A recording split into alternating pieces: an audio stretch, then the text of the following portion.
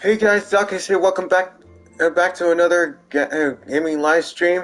I've been out because I've been preparing to go to Animeverse, and now I'm back, and we're gonna celebrate Lantern Rite.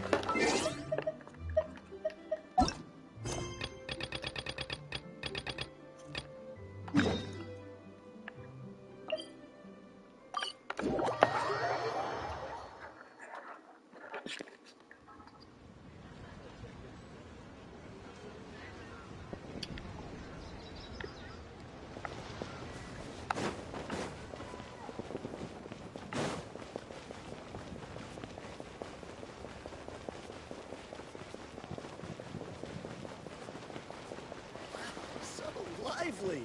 This is how a festival should be. You can't beat the atmosphere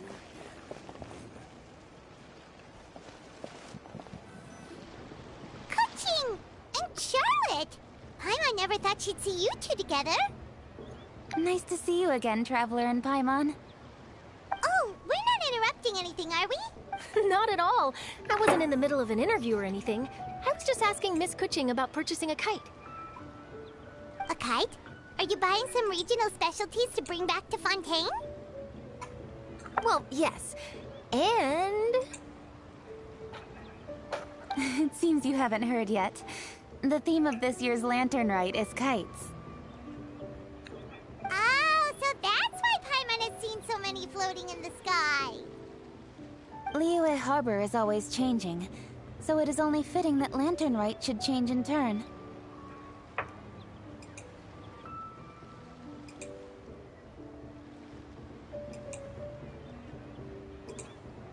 Wow, so many kites at the sky! The Qixing believes it would benefit Liyue to build on our own cultural foundation by embracing the technologies of other nations. After all, it is said that the stones of another mountain may serve to better polish one's own jade. yeah, remember my business meeting with Tianquan Ningguang the last time I was in Liyue Harbor? That's what it was about. But all I really did was use my network to introduce Lady Ningguang to some interesting people. I'm not sure that quite counts as fostering cooperation.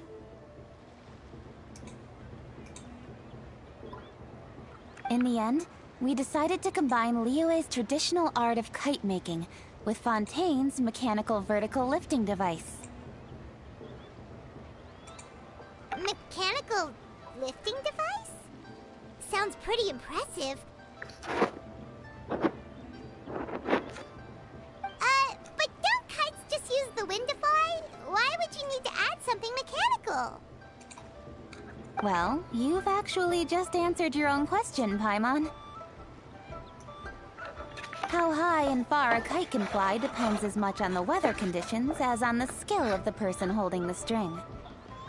But as soon as there's no wind, you can only flail about helplessly like a sweet flower medaka out of water. Experience doesn't matter at that point. Exactly. Liyue is now a nation ruled by humans, after all. It's about time we had the power to make a kite fly, don't you think? Plus, the easier we can make it to enjoy, the more people will want to participate. Right? I also thought it was a novel idea. Plus, it shouldn't cost much to do. Oh, hey Z, what's up? With Miss Charlotte's help, everything has gone smoothly. Our new mechanical kites are already available to purchase from a stall in the harbor. We're having trouble keeping up with demand. We also gave quite a bit of thought to the price. We didn't want it to be too much more expensive than a traditional kite.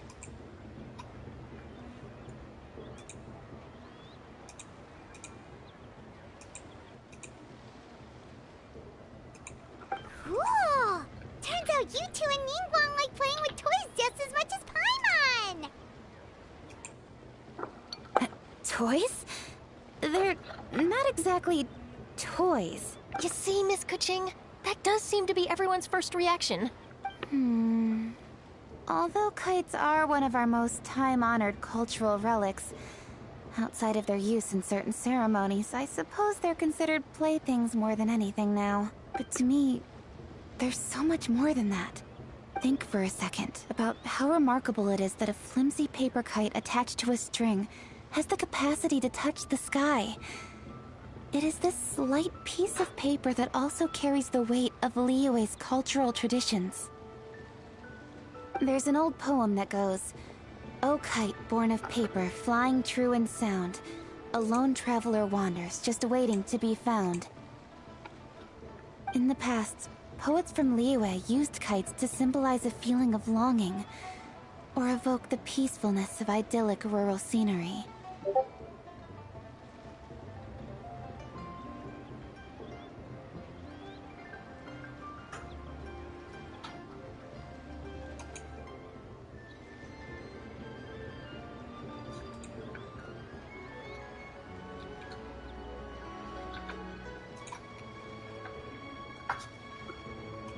If the people of today can derive enjoyment from this activity, they will not only be more likely to better appreciate the tradition, but also to pass it down to the people of tomorrow. That's the coaching we know. Always thinking 5 steps ahead of anyone else. Well said, Miss Kuching. I've learned quite a bit myself.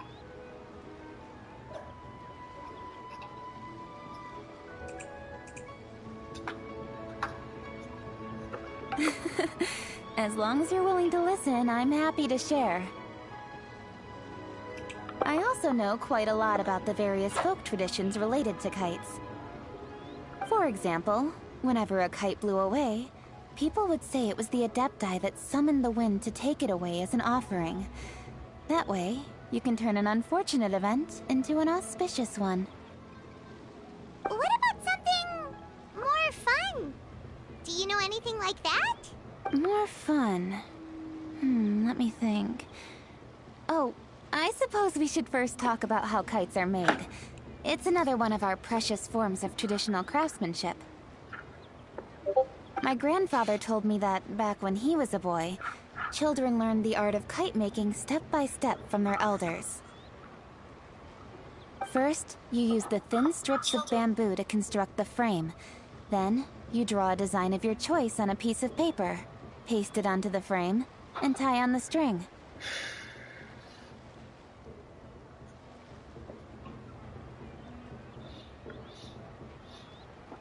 Then, you look towards the sky and release the kite to soar among the clouds.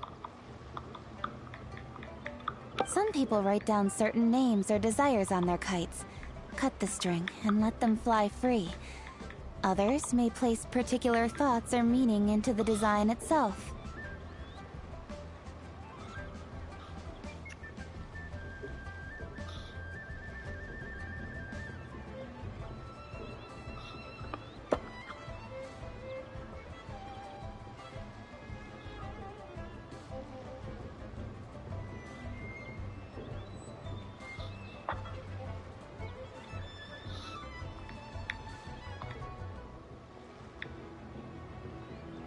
Are certain designs associated with certain meanings?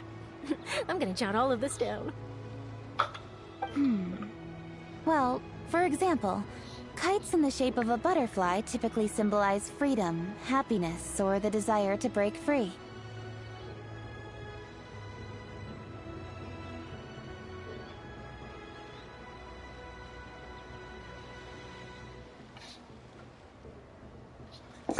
Fascinating. What else can you tell me? The scissored-tailed swallow is the most classic design. It symbolizes good fortune and joyful tidings. Different colors also have small variations in meaning. Are these commonly understood meanings and symbols in Liyue? Kind of like the language of flowers in Fontaine.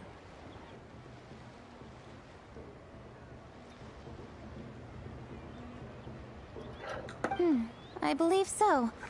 Most have probably heard something about it from their elders at some point. If you're interested, Miss Charlotte, I have several books on the topic that I could lend you. They could be a useful reference. That would be a huge help!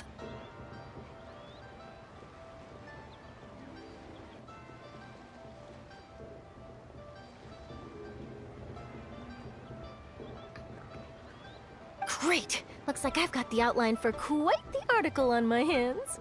Perfect! We're gonna take a look around. Then I'll show Miss Charlotte to my home for a little while. I almost forgot. The Ministry of Civil Affairs is hosting a kite flying contest on the night of Lantern Rite. If you're interested, you're more than welcome to bring a kite and participate. The rules are simple. Whoever flies their kite the highest and furthest within the time limit will receive a special honor along with a secret prize. I've already prepared more than enough empty film for the event. I can see the spectacle already. Oh, Paimon was on board the moment you said secret prize. Then I'll look forward to seeing your performance. You bet! See you back!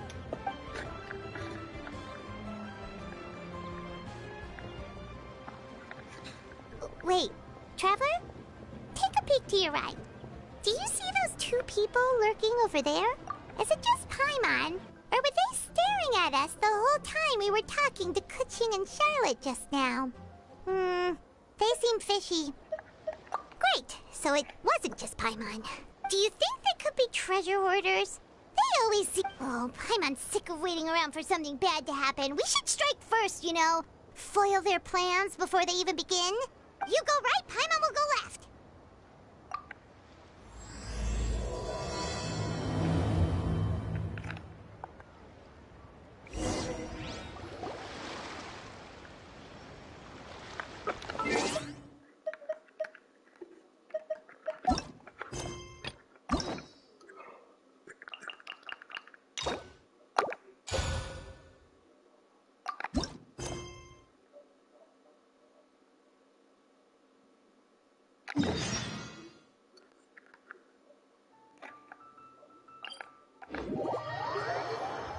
We've been to so many places lately. What do you say we take a day off from adventuring and just find somewhere nice to relax? Let Paimon think. Where are some nice places we could go? Oh, why don't we pay Cloud Retainer a visit at Mount Outsong? It's been a while since we last saw that illuminated bird. She's always the one popping up out of nowhere and scaring us half to death. So let's surprise her this time. Hello? Here we are, right outside her place. Do you still remember the first time we came here? We even brought offerings and everything. And when we told her that Rex Lapis had been assassinated, she immediately threatened to squash Liyue Harbor. Paimon thought she'd be impossible to get along with. But now that we've spent some more time together, she's really not like that at all. We probably don't need to bring any offerings now that we've gotten to know her pretty well, right?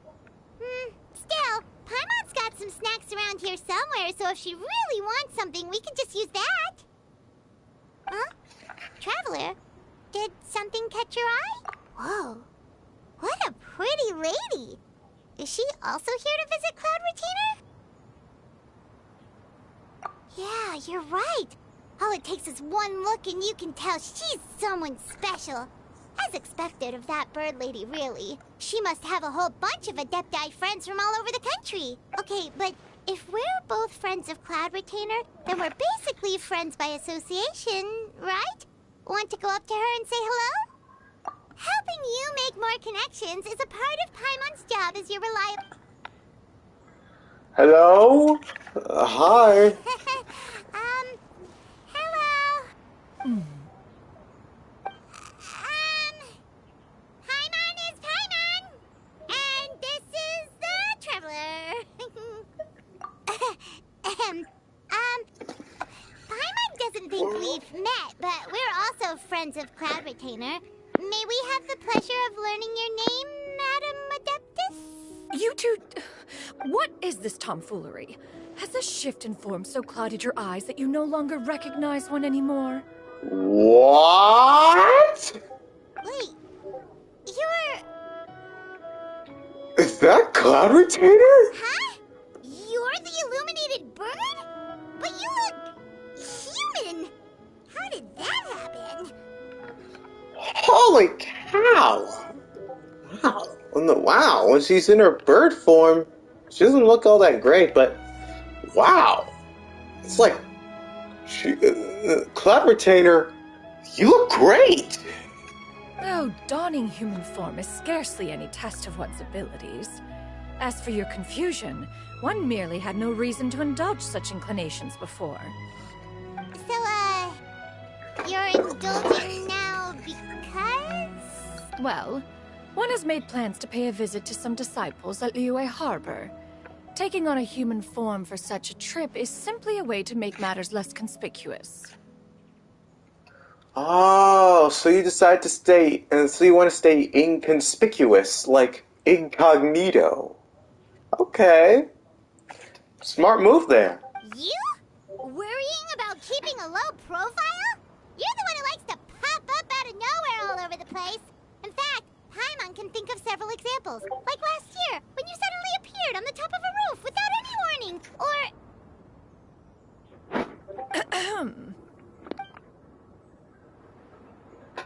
She has her reasons.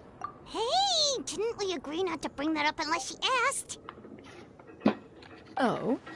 So you have taken care to follow the proper rules of etiquette after all. Most commendable.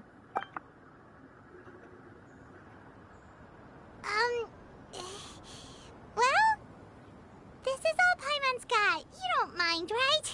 One has never found oneself lacking in basic comforts. On the contrary, it is the gesture that one values above all else. So long as you've shown proper respect and consideration, the quantity or quality of the gift is but a trivial matter. That kinda makes Paimon feel a little guilty for trying to keep them for herself. Anyway, where were we before you reminded Paimon about the gifts? Ah, right. So by disciples, you must mean Ganyu and Shenhe. It's also been a while since we last saw them. Maybe we can come too. One planned to extend the invitation even if you had not raised the matter yourself. Shenhe and Ganyu should be quite pleased to see you again. However, one would first inquire as to the reason behind your visit here. You have cause to seek one's company? You have a lot to learn on human matter. Yeah, we just found ourselves missing you and wanted to see how you were doing. We were hoping you'd tell us one of your stories. Who knew we'd run into your human form while we were at it? Is that so? If there are no urgent matters at hand, then let us make haste for Liyue Harbor. Ganyu is likely still working at Yuehai Pavilion, so that shall be our first stop. Sounds great! Then let's all go to Liyue Harbor! Oh. We're in for a real treat. Ganyu has been quite busy with work as of late. One can count on one talon the number of times she returns to Mount Outsong each year. Shenhe has also secured employment recently.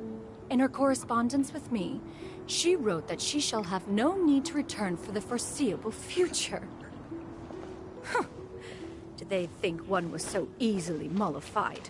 One shall investigate everything with one's own eyes, and decide for oneself if their living conditions are satisfactory.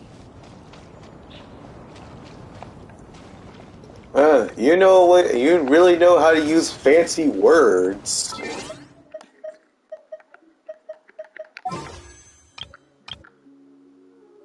You think I should do it? You think I should do it? Do it? Guys, put in yes or no. Are we gonna do it? Are we gonna do it? Are we gonna do it? We're gonna do it! We're gonna do it?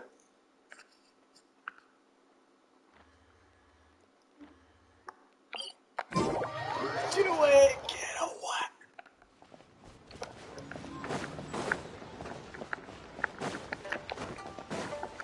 Are we gonna go? Are we gonna beat him? Are we gonna beat the game? We'll never beat the game because there's uploading new content every 65 days. I like that.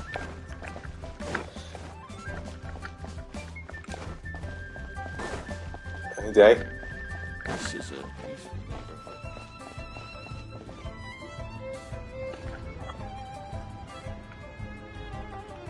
We're almost at Weihai Pavilion. Hey, do you think Ganyu will be shocked to see Cloud Retainer like this? Guess we have no idea if Shenhe and Ganyu have ever seen her in this form before. Wait, where did she go?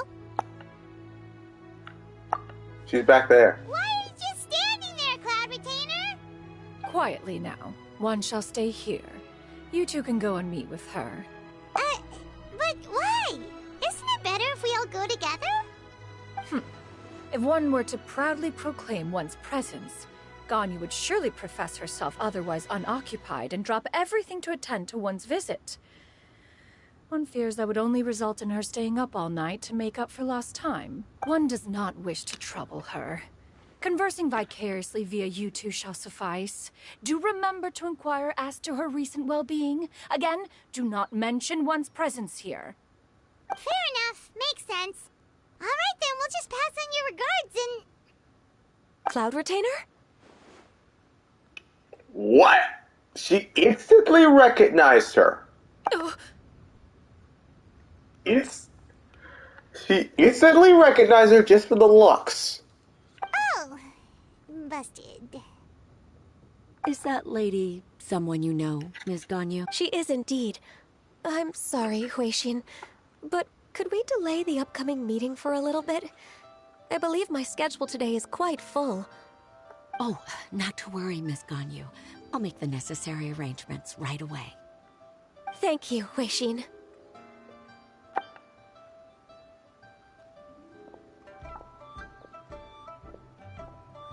It's been a while, Ganyu. Greetings. What brings you here today? And Cloud Retainer, too. It's been quite some time since I last saw you in this form. You are quite mistaken. One is not acquainted with this Cloud Retainer of whom you speak. One is simply a mere mortal passerby. Don't play dumb with me. I know you go by the name. Fine. I know who you are, but if you're trying to keep a low profile, I understand. Huh? Seems she's not buying it. You saw right through her. That was but a simple test.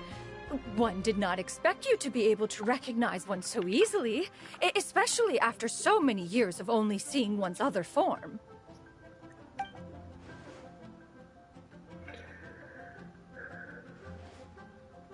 But recognizing you is, my responsibility as your disciple.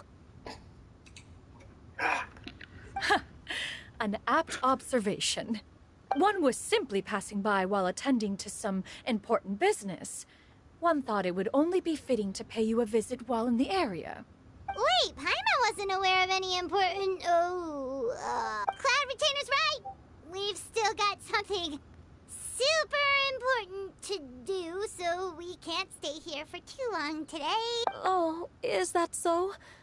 But it's been so long since we last saw each other. One simply desired to see you and had no intention of interrupting your work. A quick conversation should suffice for today. A more involved reunion should wait until you find yourself less occupied. I understand. That should be fine.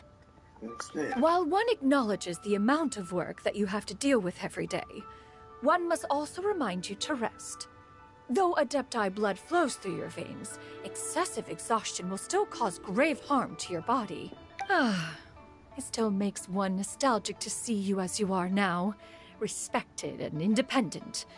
When you were young, you oft begged one to cuddle you to sleep when you suffered from nightmares. What? What? Cloud Retainer! Stop! Oh, embarrassing story. That's a very good mom trait. If you insist. We are running short on time regardless, so one will refrain from going into each and every story. Why don't you continue your conversation? One shall simply stand by and listen. Wow, you've been to so many new places since the last time we spoke. If you ever need anything, please just come find me at Urahai Pavilion. Also, forgive me for my presumptuousness, Cloud Retainer, but if you plan to continue appearing in this form, don't you think it'd be helpful to adopt a human name? A human name? Hmm. You raise a valid You raise point. a valid point. Considering friend. the sheer extent of one's renown, Cloud Retainer is surely too recognizable as a name. Oh yes. People will know. Oh.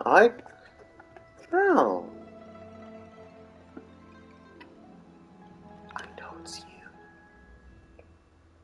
I understand you're trying to keep a low profile, so I'll call you by your human name. Aim to help you. You really think so? Not that you're not famous or anything. You presume to know the extent of one's illustrious achievements. One would hardly think such a thing to be possible. Nevertheless, Ganyu's advice cannot be ignored. Not be ignored. From this point on, when in public occasions, be sure to refer to one as Shenyun. That's the name you come up with? Canyon? What kind of name is that? I assume that's a reference to the full record of Pristine Pavilion. An adeptus of years past would rise with the clouds and rest with the moon. Shinyu. They were enlightened and wise, free and unfettered. The writer referenced Master's name to describe her carefree and spontaneous nature. Oh, that sounds super cool! Paimon feels like only the most powerful of Adepti could rise with the clouds and rest with the moon. Hey, I hear the moon is made of cheese. Actually, those lines were originally written to describe Cloud Retainer herself. Huh? Wait, so you're really that powerful? And what of it? Did you truly take one to be nothing more than a bird of bigger than average size? Not exactly. That bird? To be fair, Cloud Retainer rarely speaks of her past accomplishments. Rarely. The tales of her past can only... It is said that once, a long, long time ago, there was a severe drought in Liyue. Left with no choice, many people left their homes, while others spent day and night praying to the Adepti. Although I did not live through such tragedy, simply reading about it is enough to gain a visceral understanding of all the pain and desperation during that time. On top of the drought, a noxious gas also began to spread through the land. If not for Cloud Retainer's efforts, much of Liyue would be nothing more than a barren wasteland today. The books had this to say about what happened. Upon arrival, the Adeptus borrowed the wind to retain the clouds. Immediately, the clouds gathered together, and abundant rain burst forth from the heavens. Drought and plague were both driven away, and the people were saved. Wow, that's incredible! Mortal records add embellishments to dramatize past events. One did merely what one ought, and even if one had not interceded, the other Adepti would surely have stepped in to help. Even so, you stopped an entire drought! Can you really control the weather like the book said?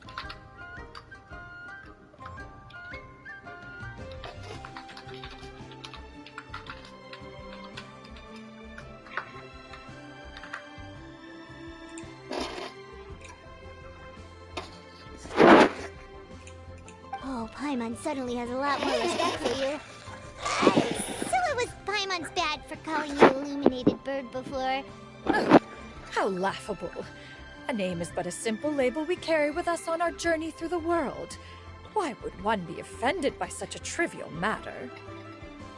Wow, she is really full of herself. That's a relief. In that case, Paimon will continue to call you whatever feels right in the moment. Well, that is quite enough ancient history for now. Ganyu, have you had word from Shenhe? One has heard that she procured a job recently. Have you any thoughts on her workplace? And what, pray tell, of her monthly remuneration? Moreover, does she find herself overly inundated with work? Is she allowed time off during Lantern Rite? That is a lot of questions. There is no cause for concern, Cloud Retainer. I introduced Shenhe to her employer personally. Wanmin Restaurant's business has been booming recently. So, with Chef Mao being swamped with customers, and Xiangling still off and out in search of new recipes, I introduced Shenhe to staff the restaurant. I see. Most excellent indeed. One has had the pleasure of being introduced to that family. Xiangling is kind and astute, while her father is loyal and reliable.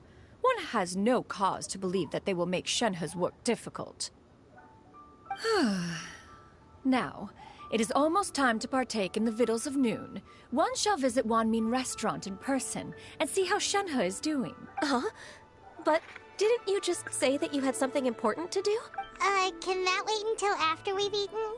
You may return to your work, Ganyu. One May shall see to return this matter on one's to your own. work. There will be many an occasion to dine together in the future. One is certain the opportunity shall present itself most readily. Of course, Cloud Retainer. Please take care. Traveler, Paimon, I'll see you some other time. See you around, Ganyu!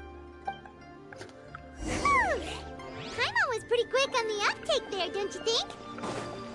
As soon as you mentioned important business to attend to, Paimon realized that you were just looking to cut the conversation short and not take too much of Ganyu's time. Is Paimon right? No, in fact, it was not an excuse.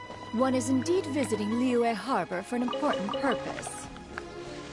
Wait, for real? The moment is not yet upon us. Still, the truth will be revealed to you in time. She really seems to be playing up the whole mysterious Adeptus thing right now. Is it because we just heard that cool story about her powers? I think so. So.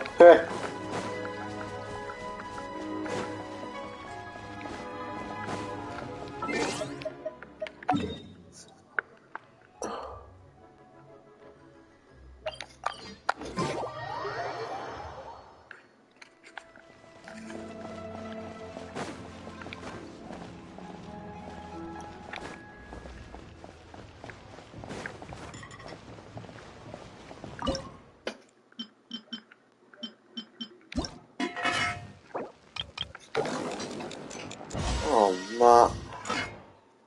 Oh.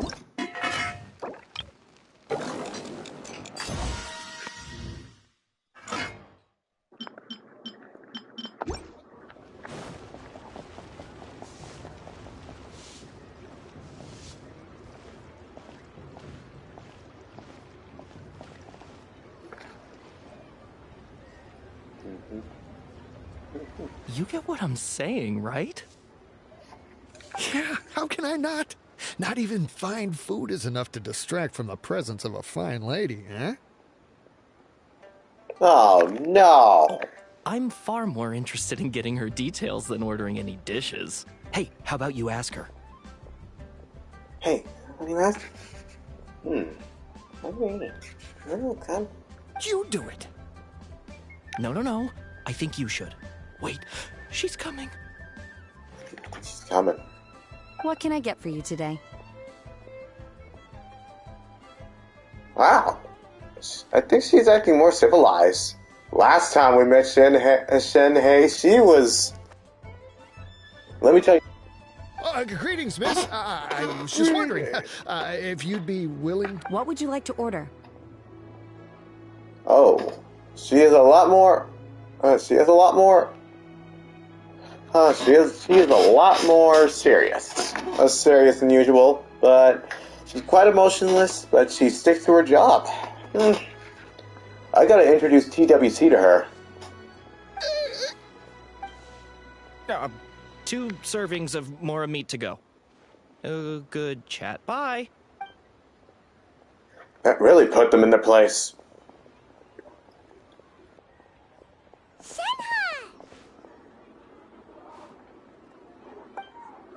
Welcome. It's been a while. May I take your order?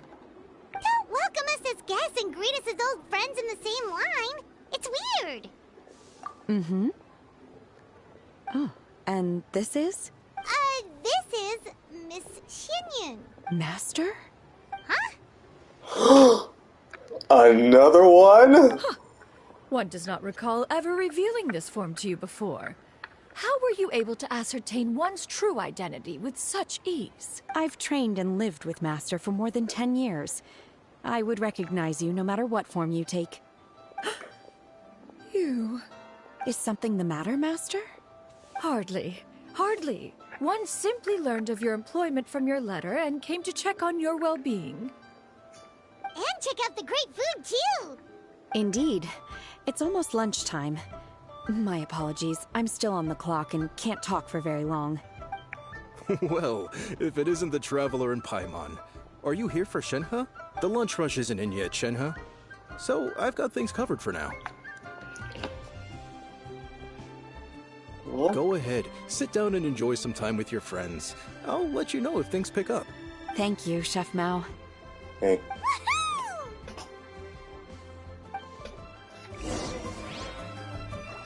Sure. So, don't worry. I wonder where Xiangling's run off to this time. If you bump into her, please let her know that a new shipment of spices has come in. So it'd be nice if she could come home and take a look. Man, I just wanted to order some food.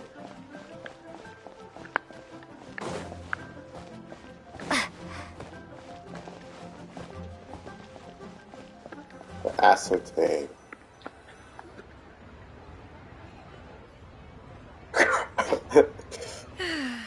It is just as one expected. The owner of Wanmin Restaurant is indeed a most reasonable and accommodating human. Still, the work here entails dealing with quite a varied group of people. Has this been difficult for you, Shenhe? It's been manageable so far. I sometimes run into strange people, but I have figured out a way to deal with them. Seems like you've been making progress. So by dealing with them, you mean... First, I try to talk sense into them. If that doesn't work, I threaten them with violence. At this point, they usually decide they are in favor of a civil conversation. Oh, how should Paimon put this? Sounds reasonable enough, but you need some serious lessons on social skills. Oh, a sensible plan. One is gladdened to see you integrate so well into human society. And you, Master? How have you been? Simply marvelous. Though Mount Outsong has scarcely enjoyed your presence recently, one has hardly found the pleasure of one's own company to be lacking. I see. Oh, just as expected of Master. I have missed Master quite a bit too. Even though work has been busy lately, I've already had a conversation with Chef Mao about taking some time off soon to visit Master. Oh, you did? Do make note of such matters in your letters in the future. There's hardly a need to keep one in suspense. Whoa, her mood shot up just like that. By the way, Master, since you are in Liyue Harbor, have you had the chance to visit Ganyu? Indeed. She is similarly preoccupied with her work. Ganyu told us the story of Cloud Retainer's name. It was amazing. We never knew how powerful she was before. I see. In that case, allow me to also share a story about Master's past. Oh? Is that a problem, Master? I believe this to be a good topic of conversation. No, not a problem. One was simply caught off guard. But no matter. Please, proceed. One is most curious to see how much of one's own conversational prowess you possess. Master once participated in a race against Mooncarver. After Mooncarver lost, he insisted that Master's ability to fly gave her a natural edge in such a contest.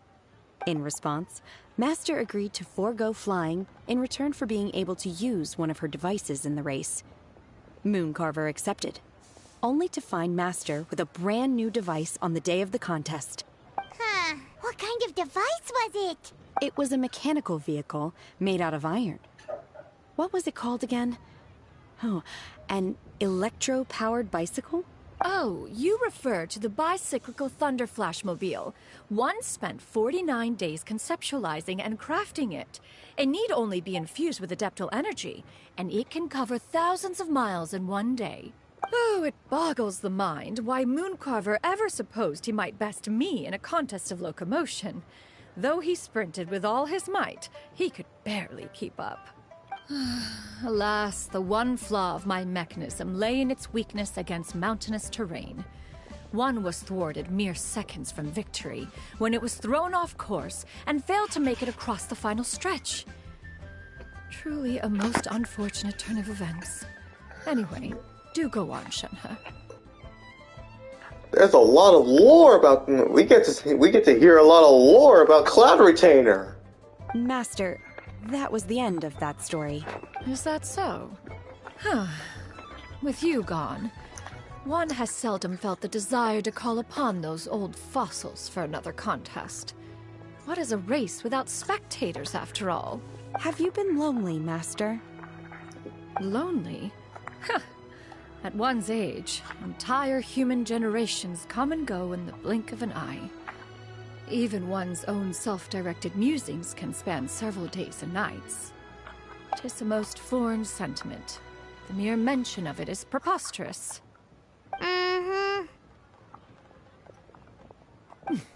What is the reason for that look upon your face?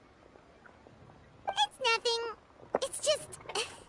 Well, Paimon gained a lot of respect for you after listening to that story of you summoning the rain and everything.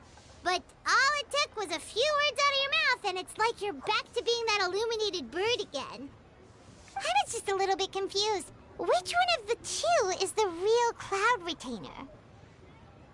To me, they are both, Master. One is the master that's widely revered by the people, while the other is the master that I respect and adore. Huh.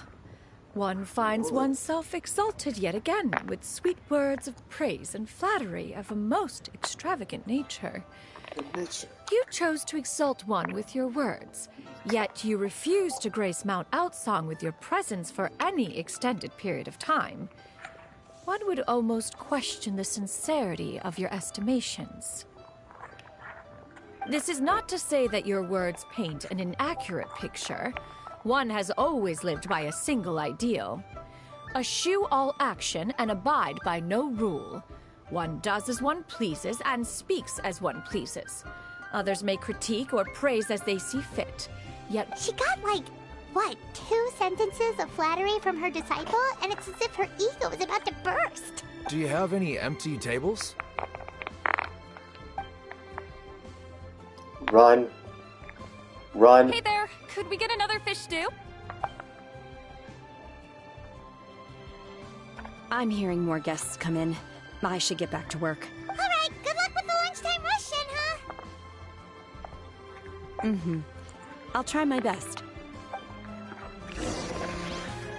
Oh.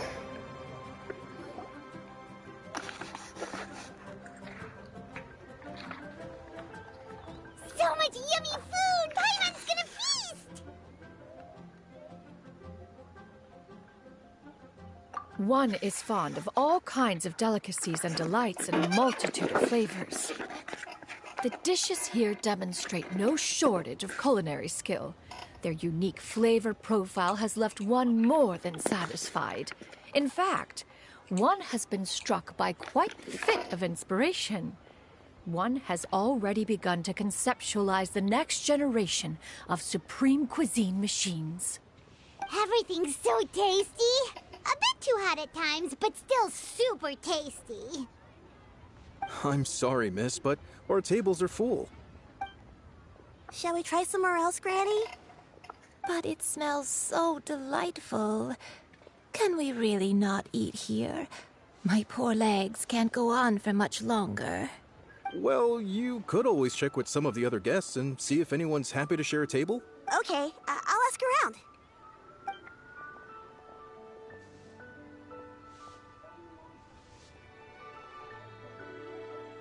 Excuse me, would you mind letting us share a table with you? There are no empty tables left, so... Ah, well, Paimon doesn't mind. What about you guys? Great! Thanks so much. My name is Foryou, and this is my granny, Yuendai. Granny? Yep. Is there something wrong with that? No, Paimon's just a bit surprised. She looks so young. Yeah, a lot of people compliment Granny on her youthful looks, but she's actually much older than she appears.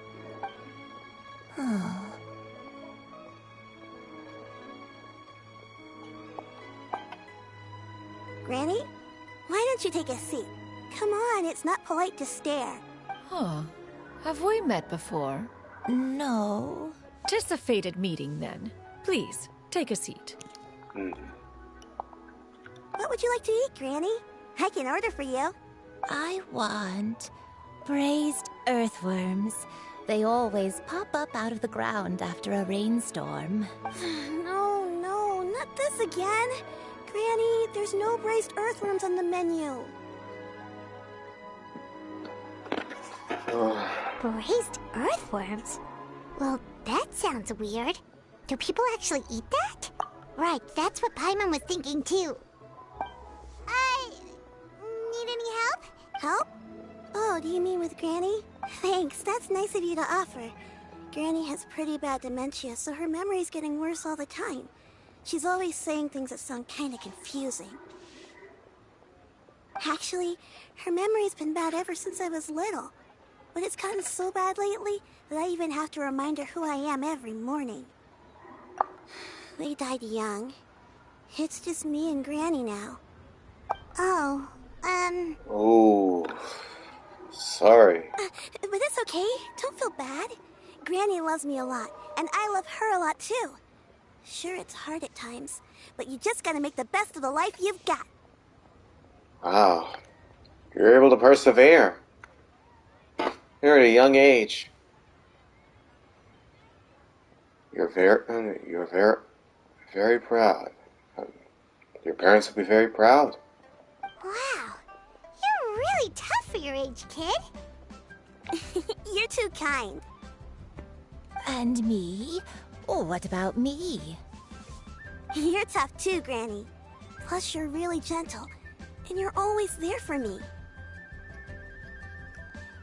Yes, and it's hardly as if I forget everything. I still remember the important things. Wait, what was that really important thing again?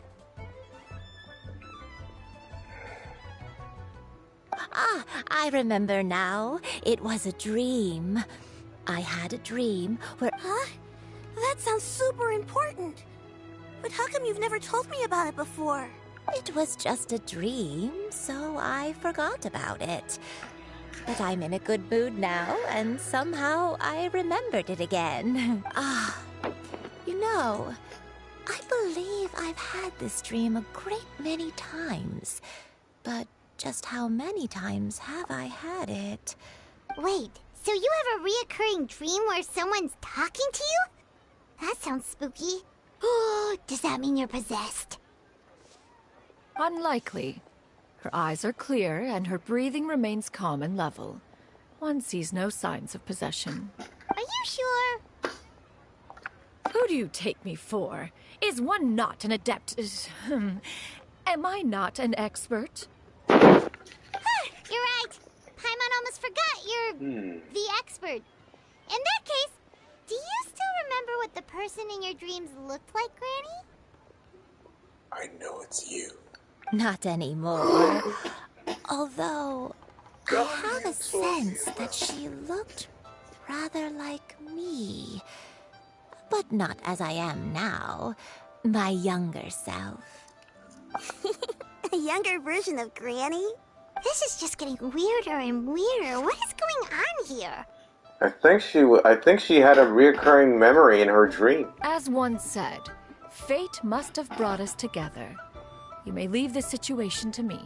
Are you sure? So, what are your names? Paimon's Paimon. Just Shenyun is fine. Shenyun, huh? You look an awful lot like... It's you. Thank you all so much for offering to help.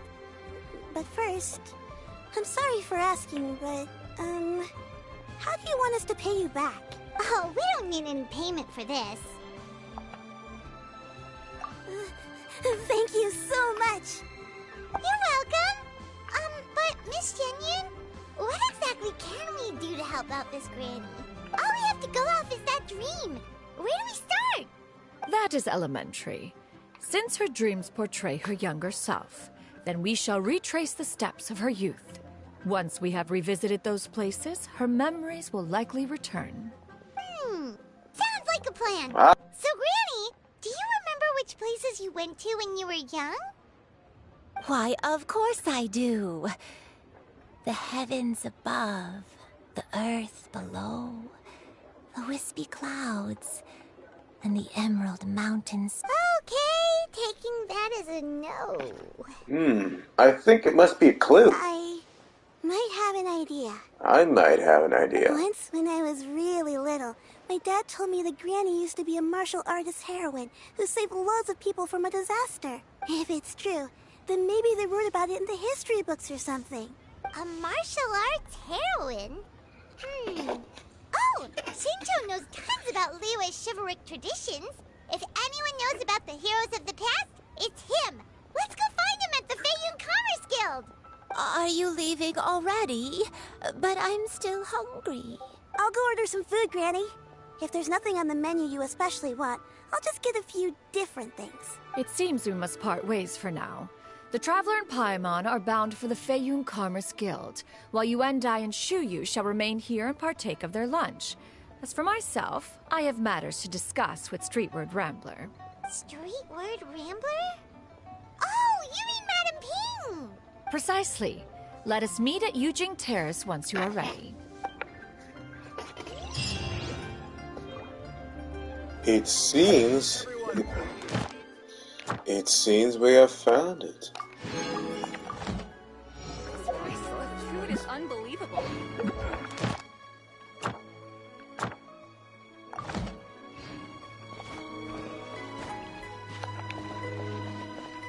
Hey, out of the way! Out of the way!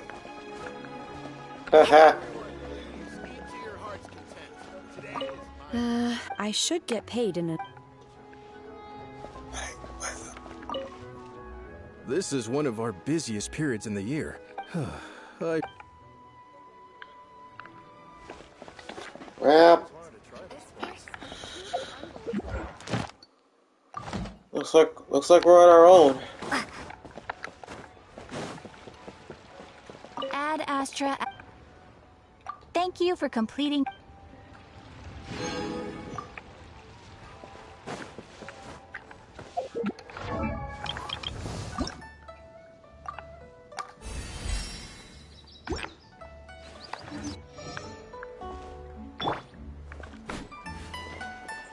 The Rite Shogun. I managed to get her. Check it out.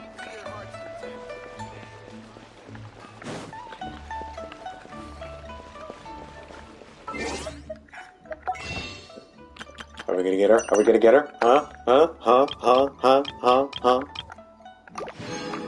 See if we get her.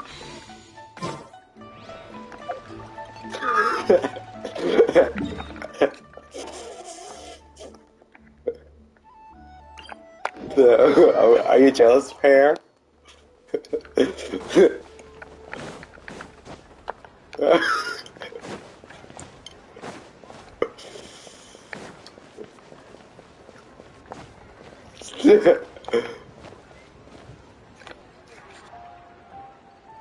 Nice.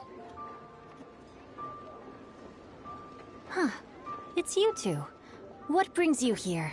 Shincho! Great, we found you! We wanted to ask you about something.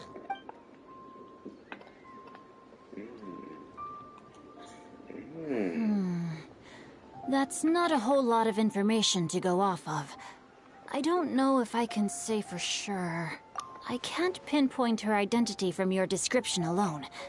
But considering her age, I am reminded of a nameless heroine who's been featured in various chivalric novels. Nameless heroine? That's right. The novels often speak of a great drought from 50 years ago. As the people suffered, a nameless heroine appeared and began to clear away evil spirits in bandit camps. The people idolized her, but never learned her name. All they knew was that she always acted alone. Later, though, she supposedly fell in love with a similarly noble-minded exorcist from Mount Tianheng. They were well matched in more ways than one, often fighting together as a fearsome duo of otherworldly strength.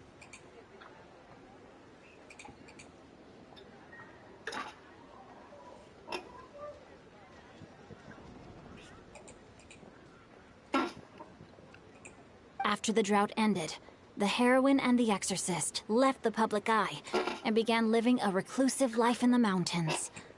All that remained were tales of her incredible accomplishments.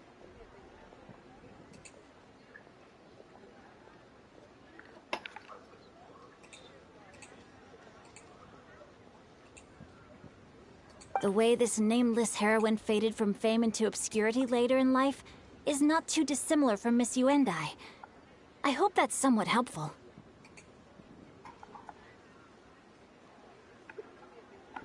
Thanks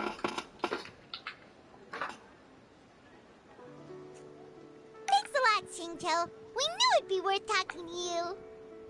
It's nothing at all. Just something I came across while reading. I did do a bit of extra research on her story, but it was just out of personal curiosity. Well, Paimon still thinks that's super cool. Oh, wait, Xingqiu, if you've read up on her, do you know of any places often associated with her? Let me think. In the novels, the nameless heroine always appeared near one of 3 places. Wangshu Inn, the area just north of Jueyun Karst, and Qingyun Peak. Perhaps the real-life heroine who inspired the character was also often seen near those 3 places. You're welcome. To be honest, I found some parts of the story confusing when I first came across it. If Miss Yuendai was indeed the original inspiration for the character, she may just be able to help me put the pieces together. It's rare for a chivalric hero to fade into obscurity during their lifetime, even after retiring from the public eye. But no one ever saw or heard from the nameless heroine again. There were even rumors that she became extremely ill. Dementia. I've never understood why someone would go to such lengths to erase themselves from public memory. It's almost as if she was trying to hide from something. There's probably far more to the story than what's been written. We'll be sure to tell you if we manage to uncover the truth.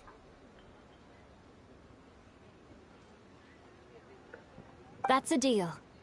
Perhaps, behind the truth of it all, there lies a story more fantastical than any work of fiction.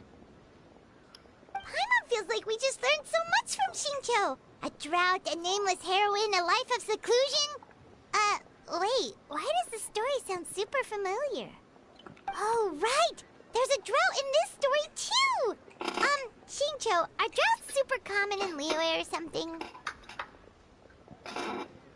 Well, they used to be. But people have long since developed methods to prevent them, like by cultivating the soil or digging canals.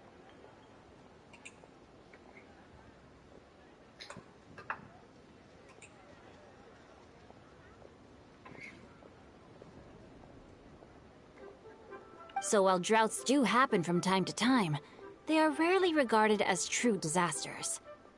The drought 50 years ago is probably one of the worst we've had in the last several centuries. The crops withered, the streams ran dry, and the monsters in the mountains became rabid and agitated. Countless caravans were attacked, and people who lost their homes came together to form bandit groups. That sounds awful! Yeah, and that's exactly why the nameless heroine was so beloved. She must have been someone of true integrity, to do so much for the people while asking nothing in return.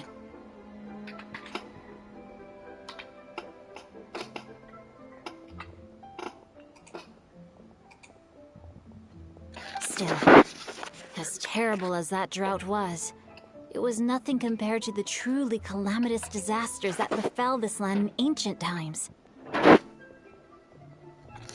They say that back in those days, disasters were both more severe and more common. Only the strongest of Adepti could hope to dispel the ruin and devastation.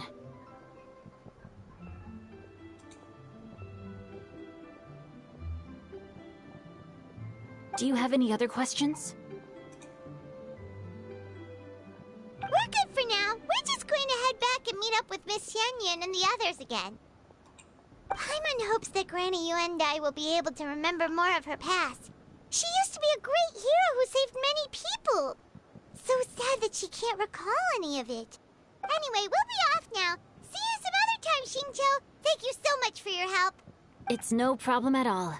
Safe travels.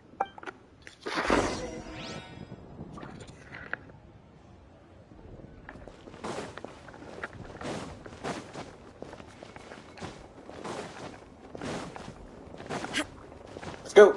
Let's go! The Rite Shogun! I shall let you die! Check it out! The Rite Shogun! Oh, I got shot.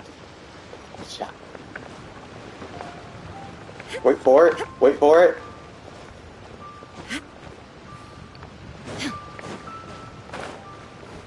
Hey guys, check it out. 1, 2, 3. Wait for it! Wait for it! Bam!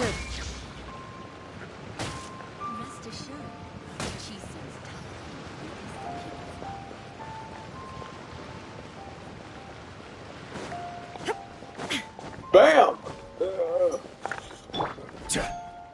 Wait for it. Wait for it. Bam! That's what you get. That is what you get.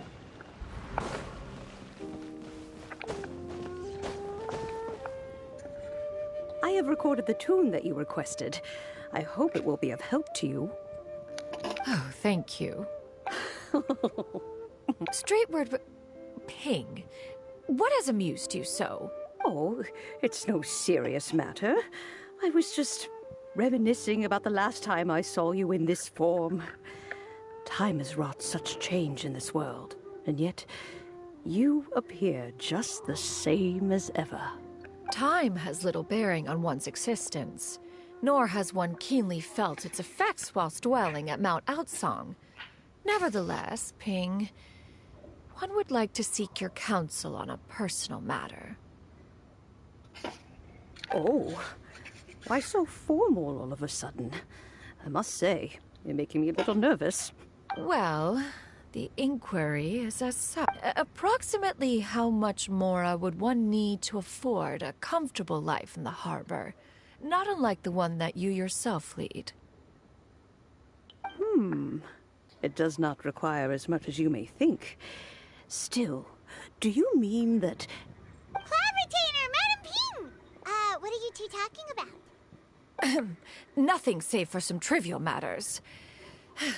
Have you unearthed any useful details? Xingqiu has a theory, but let's save it for when Chuyu and Miss Yuendai have joined up with us again.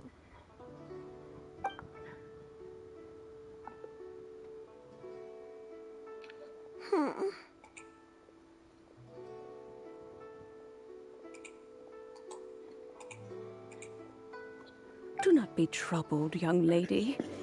Here, have some tea. Thank you so much. What do you think, Chuyu? Does it match up with what you know of your granny? According to the story, the nameless heroine eventually fell in love with an exorcist from Mount Tianheng. Maybe that's my grandpa. I don't have many memories of him, but there was this one time I found a box in our attic full of a bunch of weird sigils. I think so too. Granny might remember something once she's returned to a familiar place. What marvelous tea. I can taste the dew's sweetness in this cup. It's as if I was taking a stroll in the mountains, thoroughly one with nature and at peace. Is that so? Then please drink as much as you like. There's no need to hurry. At our age, it's always nice to slow down and take the time to appreciate pleasant conversation among friends. Thank you. Okay, since we have the time, can I ask you something? Sure thing. What would you like to know? I have a secret I want to tell you. Let's go talk over there.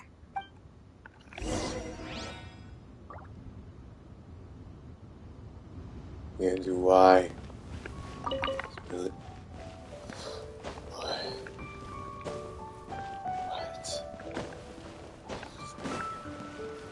I know this. Oh.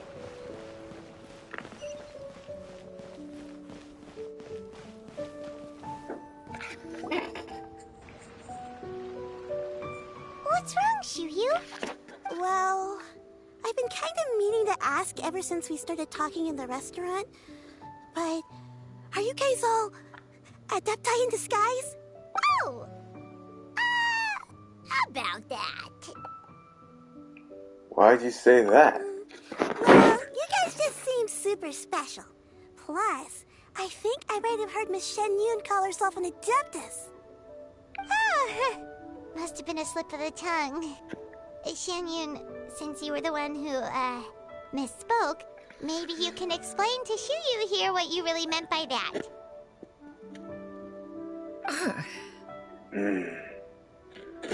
I know. Well, if you want to keep a low profile, I understand. Understand, Miss Shinyu. One is indeed an adeptus. Huh? I knew it. I knew it. Well, one time when I was a little kid, I saw a pure white illuminated crane. I had this super high fever, and Granny wasn't around. I was feeling all icky and gross. But then this snowy white crane flew down from the sky. She put me on her back and flew me to her cool Adeptus house and fed me some sort of magic potion. When I woke up, I was already back in my bed and my fever was gone. I really wanted to thank her, but I was too sleepy to stay awake, so I never got the chance. So I just kind of wanted to ask if maybe any of you have ever met an Adeptus like that? A pure white illuminated crane? The only two we've ever met are blue and white and black and brown.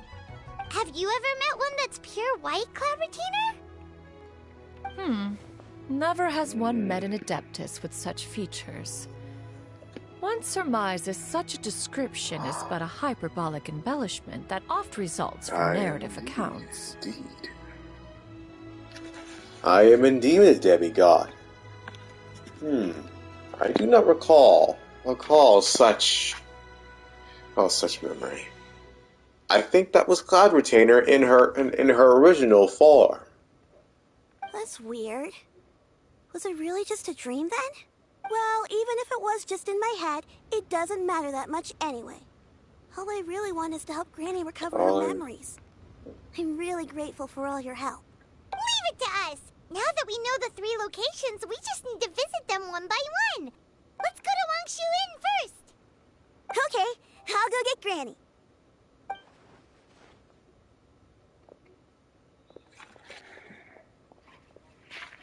Well, since she found out the truth, there's no point in lying, so I just tell her what she wants to know.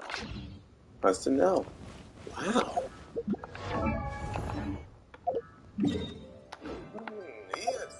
I have integrity.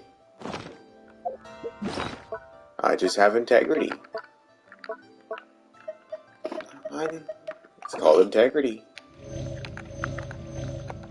So it's only fair. Let's see. Zhongli, or shall I call you Morax? Morax? Hello, Morax. So, hi, Dad. Hi, Dad.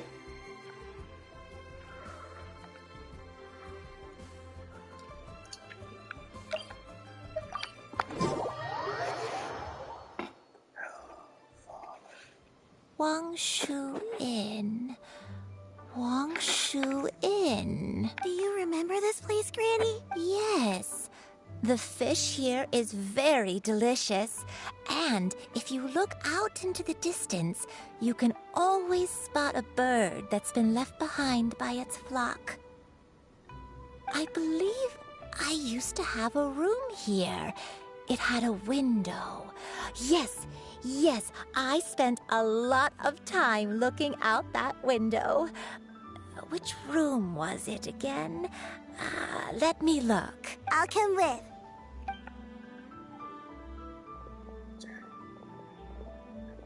Paimon's still having some trouble understanding what she's talking about, but if she's so familiar with this place, that must mean she lived here, right? Whoa! Shaq! What are you doing here all of a sudden? You scared the living daylights out of Paimon! I sensed a non-human presence and decided to come take a look. If you're here, then there's likely no trouble afoot. I suppose there's no cause for concern. Ciao! Whoa. It's been a while, Cloud Retainer. I see you have returned to your previous form. I have indeed. I fought alongside her in this form on many occasions during the Archon War. Oh, wow! What was she like during the war? Oh, wait, let Paimon take a guess. Was it anything like this? Behold, the glory of one's newest invention, the Bang Bang Continuous Fire Mechanism. Hands up and surrender, or be prepared to face the full might of the Adepti. What the? Paimon, what are you doing? An impressive imitation. What? Paimon knows her all too well. What? Impressed? Dude, Paimon, you should be like you should be a comedian. Even so, Cloud Retainer was not always as ostentatious as you describe. You may be unaware, but her talent with Adepti sigils is just as formidable as her skill in mechanics. The Archon War reached its peak after Guizhong's death. The Cloud Retainer who fought beside me in those devastating battles was taciturn and solemn, only speaking when she had to activate her sigils. A Cloud Retainer who barely talks? Paimon can't picture it. But what happened after that? If you were so powerful in your human form, why did you decide to take up your bird form again? Once one had bid farewell to the world of mortals, what use would one still have for such a shape? When dwelling between mountain and forest, away from the struggles and troubles of the mortal world, a mortal form is hardly the most fitting of choices. After the war, Cloud Retainer retired to Mount Outsong, only revealing herself to the occasional visitor, and always in her avian form. Although I do believe there was an occasion some 30-odd years ago when she decided to don her human form. I believe it was for the purpose of... One believes there is little need to relive bygone matters. Granny, are you okay? Back then, at this place, Perhaps this conversation should end here. I shall take my leave now. Very well. Should you encounter any trouble, you need only call my name. However, given that you are traveling with Cloud Retainer, I trust you are in good hands. Everyone! I think Granny is finally beginning to remember her past. Slowly now, calm your mind and recount what has been recalled. A long time ago, I stayed here to recuperate from my illness. Huh. So what Shinto said was true! You did fall ill! Was that why you went into hiding? I don't remember. I'm very sorry, but I can't even remember the name of my illness. The only thing I can remember is that it took a great toll on me, and there was no cure for it. Wow. That's deep. I was confined to my room in Wangshu Inn, where I spent many days unconscious. I'd come to every once in a while and stare at the migrating birds outside the window. It was a solemn sight. I remember crying, but I'm not even sure I knew why. One day, I met a traveling merchant. Upon hearing of my illness, he sold me a bottle of soul-revitalizing tea pills. He told me that the pills were concocted using Adepti blood and could be used to alleviate my symptoms. Sure enough, I made a full recovery. My illness remained dormant for several decades after that. Wait, but if your illness remained dormant for several decades, are you saying that what you're going through now is just a relapse of what happened all those years ago? And it was all thanks to the pills that you managed to keep the symptoms in check? Paimon's brain kinda hurts. Do you remember anything else? I'm sorry, I don't. Oh, if only I wasn't so useless. Hey, you're not useless. You've done so much for me. Watched me grow up. Raised me. How could you say that about yourself? Oh, fret not, dear child. Granny was just a bit frustrated. That's all. The recovery of a person's memories is a gradual process. Finding pieces of one's past is always superior to not finding anything at all. Let us make haste to the next location. Next location. Next location. Oh, why don't we go to the area north of Dwayunkars next? There isn't really a landmark there, so where should we start? After all, if she was there for any length of time, then she would have stayed somewhere, right? Oh, Paimon's really got her thinking cap on today. At this rate, we'll recover all of Granny Wendai's memories in no time.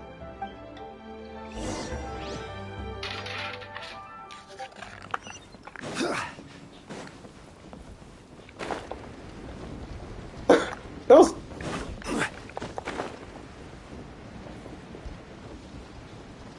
I believe I can fly right across the sky. I believe I can fly. I believe I can fly right across the sky. I don't know the other words of the song.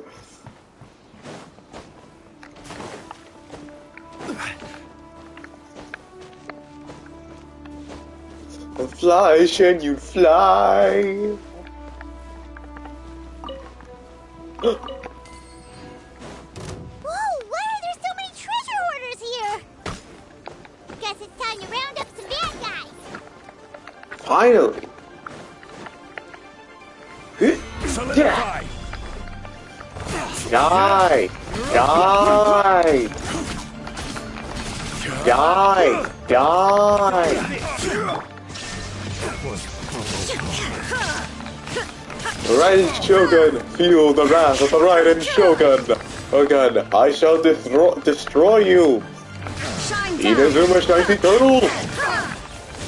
Feel the wrath of the Raiden Shogun! I shall destroy you with my powers! Come on, come on. I shall destroy you with my powers! With the mighty powers of Inazuma!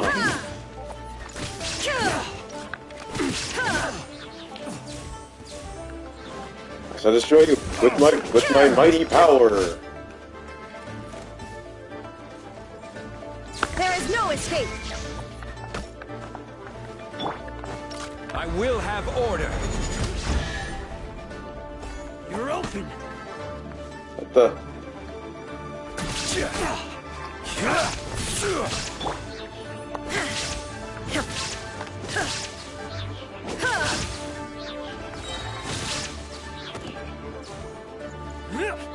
Alright, time to finish you off.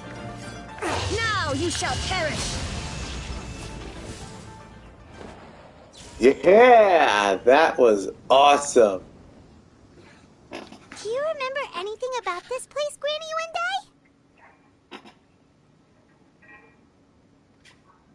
Let me think. I feel like I've been here before.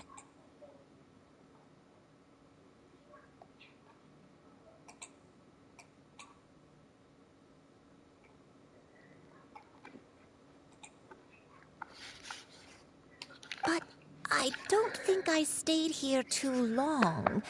I might have just rested here briefly before continuing on my way.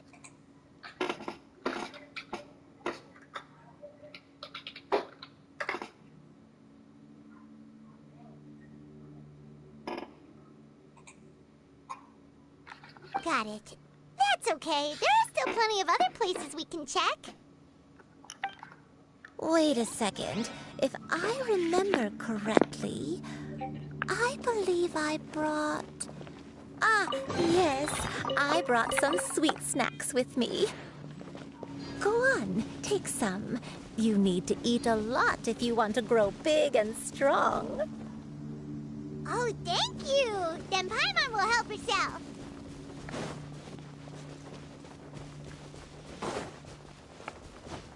The mighty, almighty Shogun, and we shall use our power of greatness. I finally have the Rite Shogun after many years. I have Zhongli, Jean, and Traveler. Yeah. I think our powers will be great use. Maybe combine that with... What if I play a card even I haven't seen yet? What if I played?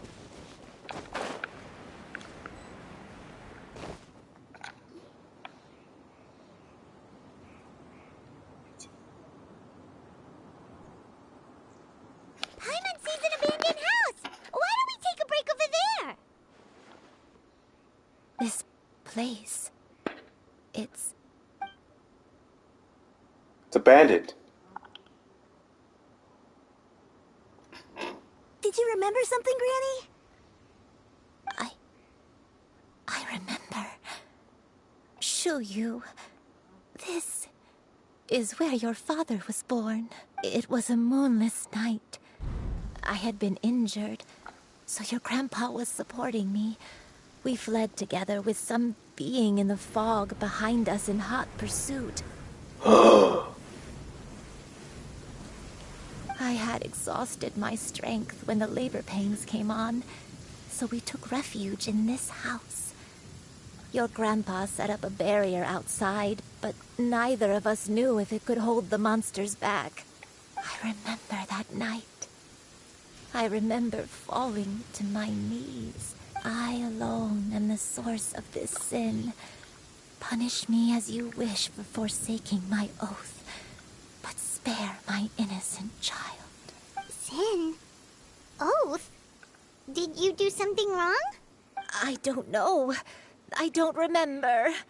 I only remember praying in the darkness with all my strength until the sun finally rose again and the fog cleared out. Eventually, the house was filled with the sound of my baby's first cries. That baby was your father. I remember I clutched him tight to my chest and wept tears of joy. It was the first time I'd ever felt such happiness in my life. My dad? He was my pride and joy, and so are you, Foryou. You're so much like him, and I love you both so much. But you're always going to be different from me. Why? Just what did I do? I don't care what you might have done, Granny. You'll always be the person I love more than anything. You're too sweet, Foryou. I'm lucky to have you with me. If not for you, I would not have had the courage to come here, to try to remember what I had forgotten.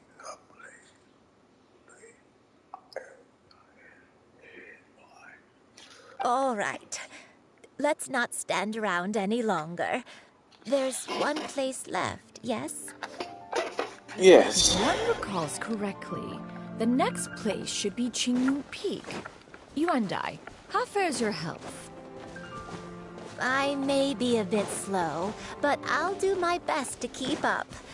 I'm sorry to keep everyone waiting. Climb on. I shall carry you to the top. Oh, such lightness of weight? All those who grow old grow frail in the end, do they not? First, you lose your memory, then your health. Eventually, you end up losing everything. My only wish is to depart this world with a lucid mind, to free myself of this torment and the burden it places upon others. Fret not, you have my aid in this endeavor. Wow.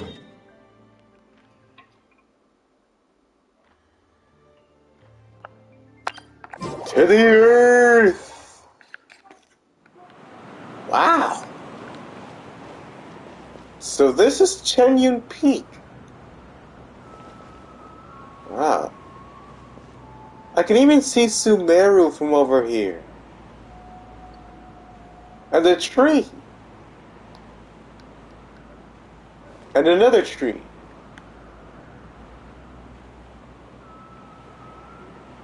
And there's Fontaine.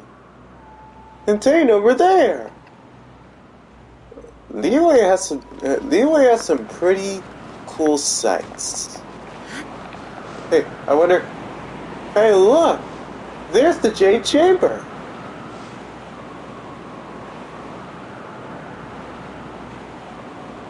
There's Sumeru City over there, and the desert over there, and there's Fontaine. And look, there's Dragonspine Peak over there. Okay, cool. It's really a great view, isn't it? And there's Mount Aochong. And there's Mountain Shaper's place.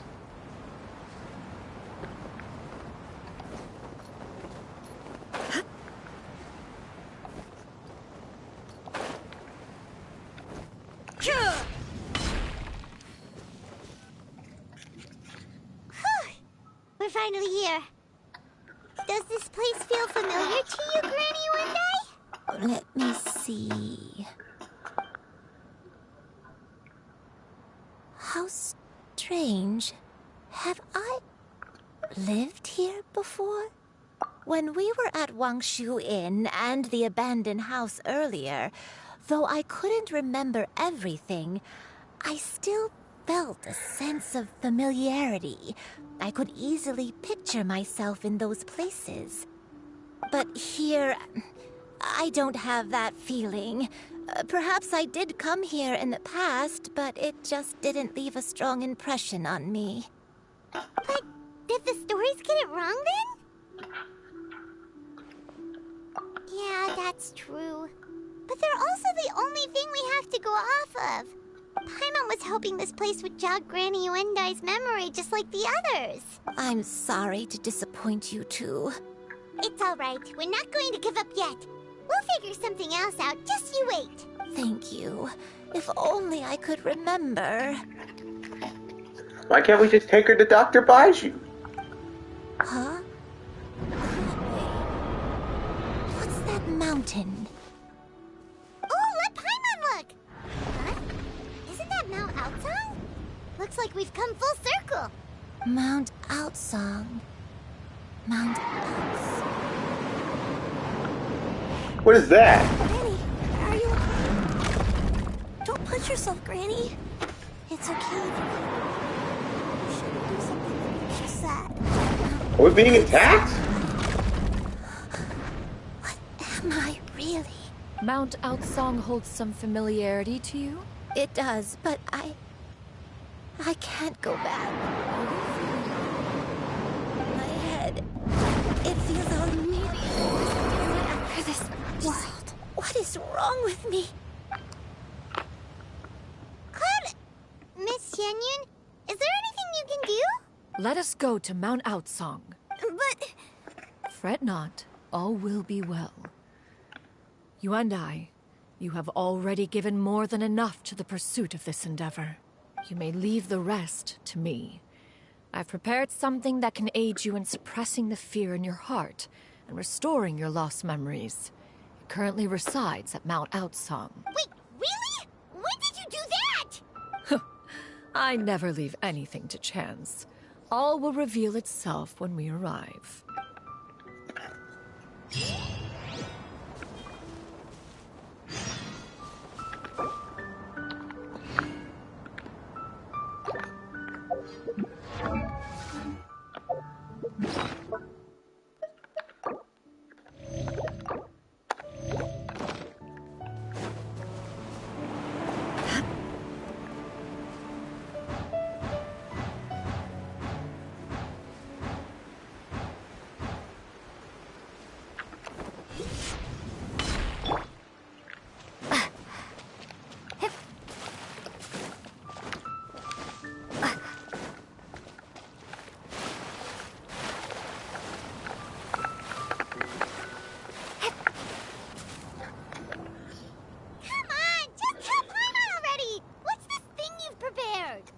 Here, this is it.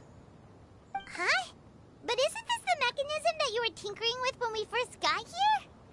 Oh, is it another invention of yours? Precisely. A recent one at that. I am most pleased with the result. I call it the Suspensus Somnium mechanism. It periodically releases a soft breeze, which when paired with a gentle adeptal tune, can help the listener subconsciously relax and even enter a semi-hypnotic state. Soothing agitation and anxiety, relieving exhaustion and insomnia, its potential uses are numerous indeed. And of course, it can also aid in the recovery of lost memories. Whoa, what a cool gadget!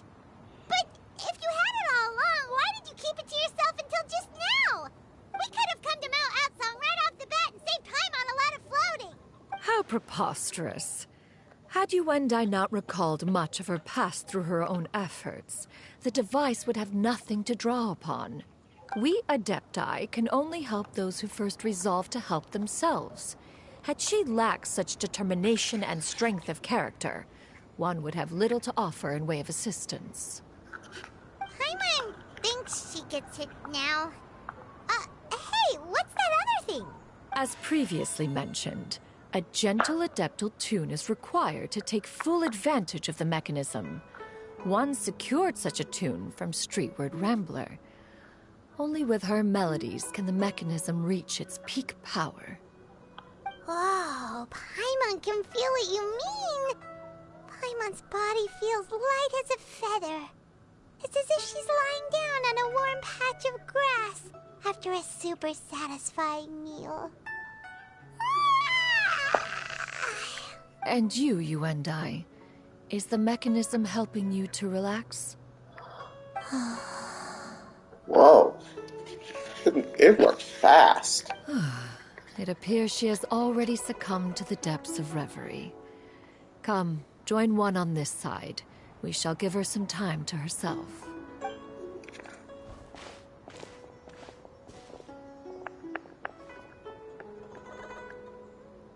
The drought is over. But why do you look like you want to cry? The potion.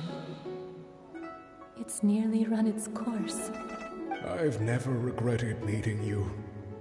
Not even for a second. Please. Please, no.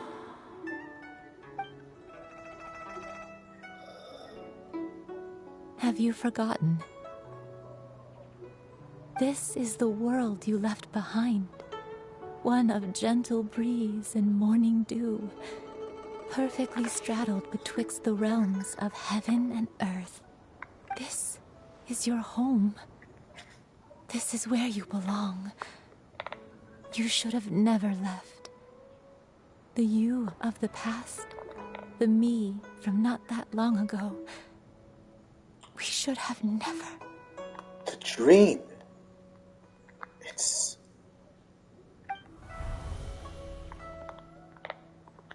the white and crane. Yuendai. So that is the truth. No wonder this place is so familiar. Granny! Granny, are you okay? Cloud, retain Retainer. Oh, old friend. Your memories have returned? Wait, did you just call her by her full name? Does that mean you already knew each other? Yes. I now remember everything. Granny, please don't cry. I'm here. I'm here. Oh, don't worry, my dear child. Granny is fine. I'm so sorry, everyone. You've gone to so much trouble on my behalf. It's all come back to me now. The most important thing that I had forgotten was the truth of what I once was. One can sense the guilt that now plagues your conscience. Reclaiming a truth long buried is sure to come with a myriad of complex emotions. No, it's okay. Now that I've remembered, I must face my memories head on. Shuyu, everyone, I cannot thank you enough for all your help. I'm ready to tell you my story, if you're willing to listen. Please, Granny, don't force yourself. What happened in the past doesn't matter. I love you more than anything. Nothing you say can change that. I know, dear child. My feelings for you are exactly the same. It is for this reason that you deserve to know the truth. Some time ago, I made a terrible mistake. One for which I could never atone. Is this the sin that you mentioned in Dwayne Karst? What happened? I am, in truth, not a human being. My real form, one that I held for centuries, was that of a wild crane.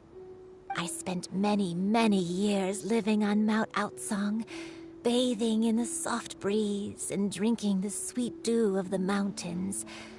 At some point, I somehow gained wisdom and sentience. The Lord of the Mountain, Cloud Retainer, became aware of my existence and began to share many stories with me. She even passed on the secret of cultivation to me. Oh. It was because of her wisdom.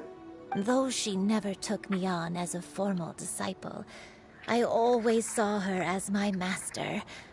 Whenever she took out her tools to work on mechanisms or new inventions, I would also stand next to her and watch. I even contemplated completing my training and becoming an adeptus in my own right. I followed her teachings, and time gradually passed us by. Until that fateful day 50 years ago. 50 years ago? That's right. Master regaled me with many stories of her past deeds. From them, I learned how she had saved people from a similar crisis in the past. Wow. The drought in Liyue. So all that rally happened? Wow. She was the one I looked up to the most. More than anything, I dreamt of becoming an adeptus like her. I wanted to travel the land like she had, relieving suffering wherever I went. But I was still far from being a real adeptus. I possessed no ability to take on human form and fit in with the crowd. Once she learned of my desires, Master prepared a special dose of human mimicry potion for me. She warned me that the potion's effects would only last 10 years, and if I were to fail to return to my original form at the end of that time, I would forever forget my past as a crane and become something neither human, beast, nor adeptus. Oh no. So that was the source of your dementia all along. You never turned back into a crane. Was it because of Grandpa? Indeed, I fell in love. Though he was human, he had spent his entire life training on Mount Tianheng. When we met, it was not only my first foray into the world below, but his as well. Although clumsy and impulsive as he was, you'd think he was the real strange bird among the two of us. But still, just like me, he cared deeply about the world and wanted, more than anything, to cleanse it of all pain and suffering. I could not help but fall for him. But my time continued to tick away. Those 10 years passed by in a flash. Yet I did not want to leave his side, so I... Oh.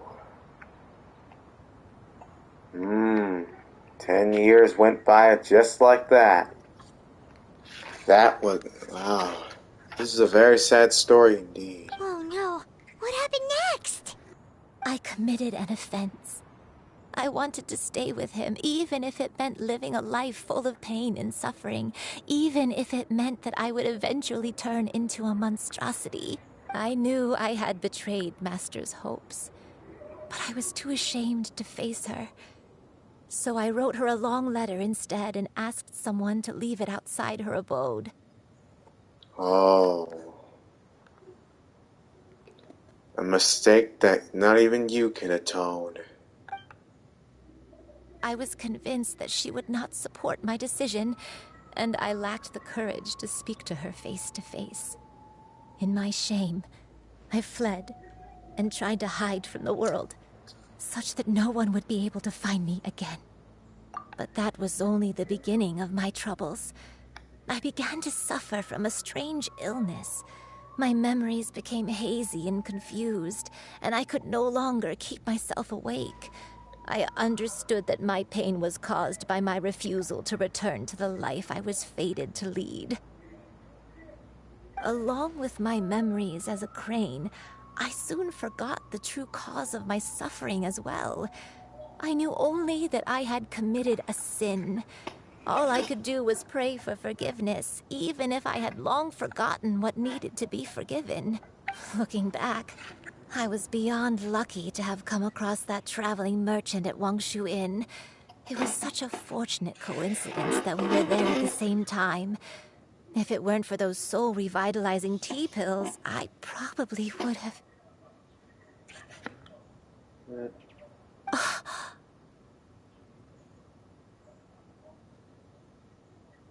Granny! What's wrong? Coincidence? Why did I ever think it was a coincidence? Tea pills concocted using the blood of an adeptus? Master, don't tell me. Those pills were concocted by an assassin or Fatui. Human custom would dictate the conferral of gifts to be in order when one's progeny is wedded, would it not? Consider the pills a symbol of one's best wishes. So when I tried to conceal my name and mistakes from the world and hide myself away in perpetuity, the only person I managed to deceive was myself. You knew where I was all along.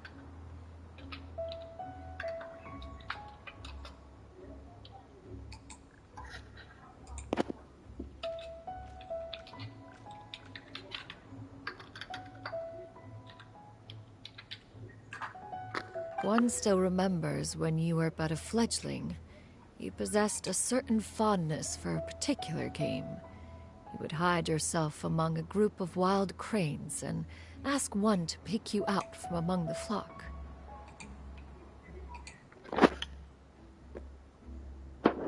One found you with such ease every time. 'Tis a truth most evident. One always recognizes one's own, no matter what form they may take.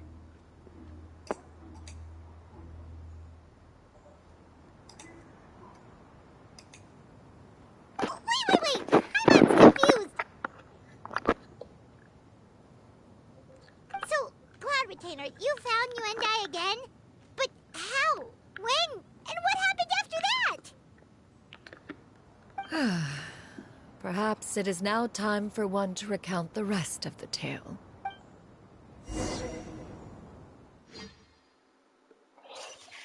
Cutscene! Cutscene! What? One was furious upon receiving your letter. Seized with anger, one set out to bring you to your senses.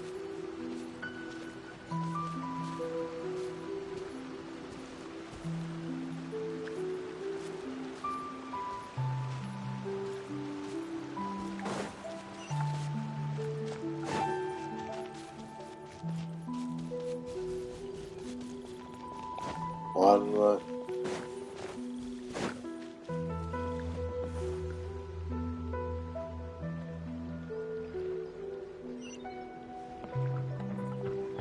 Wait, are we actually playing the cutscene?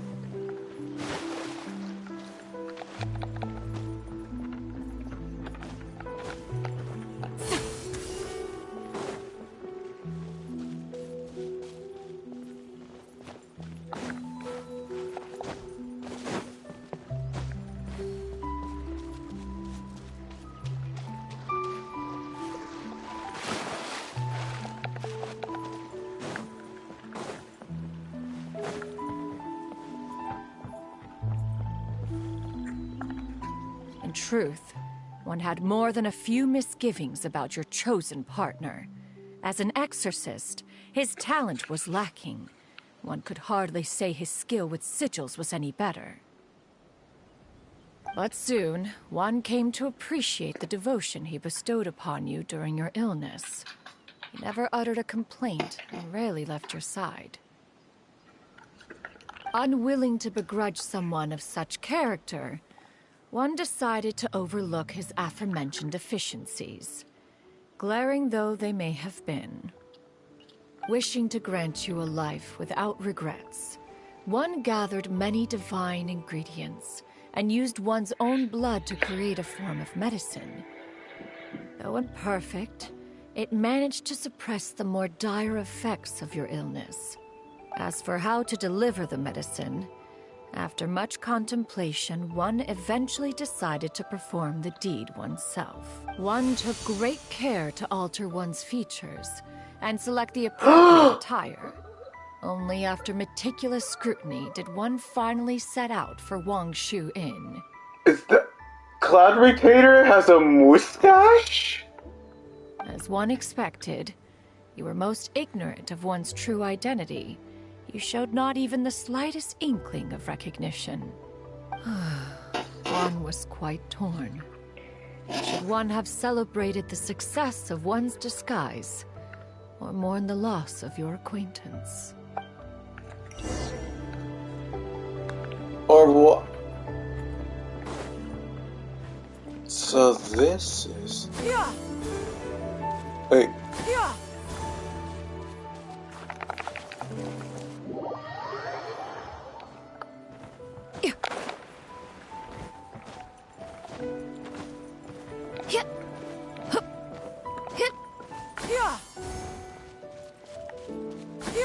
Skyward!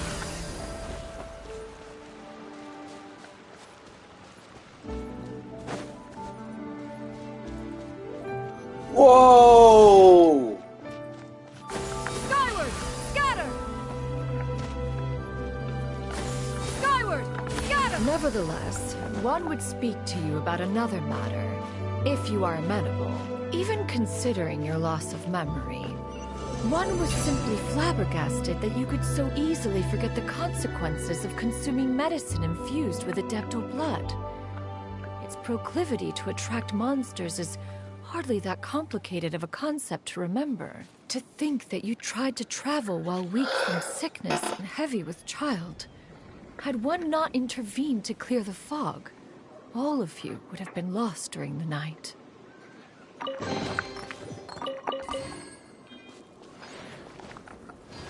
Yeah! Skyward! Scatter! Yeah!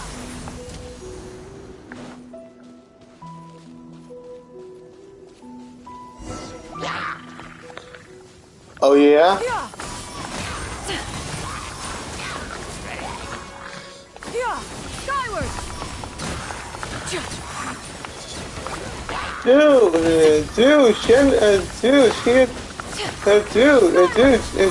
Shen Yun's OP! Seize the sky! Dude, she can recover health so easily! Shen Yun is OP! Skyward! Scatter! This is OP!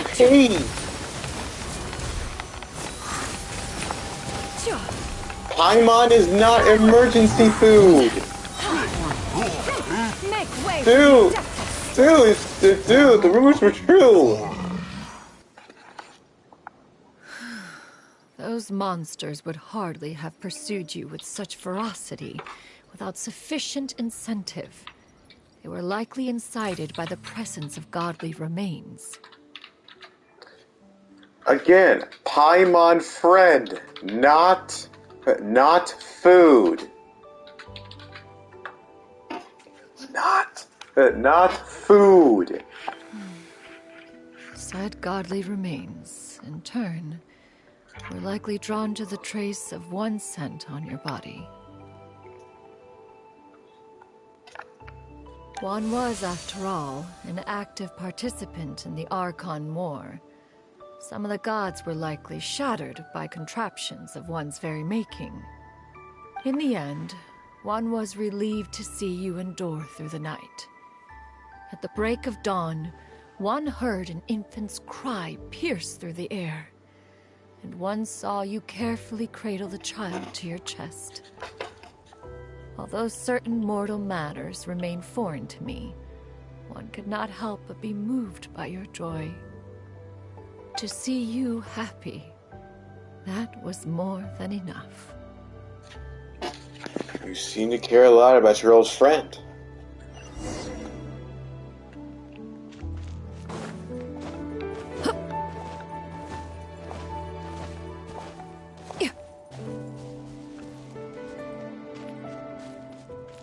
Now you should have a complete understanding of the events. Wait, but if that's true, then the crane who took care of me when I was sick must also be... Ah, one had almost neglected to recount the absurdities of that tale.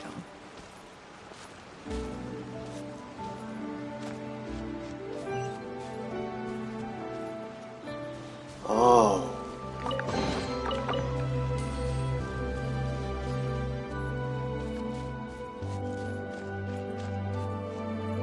Wait, are we back in Liyue Harbor?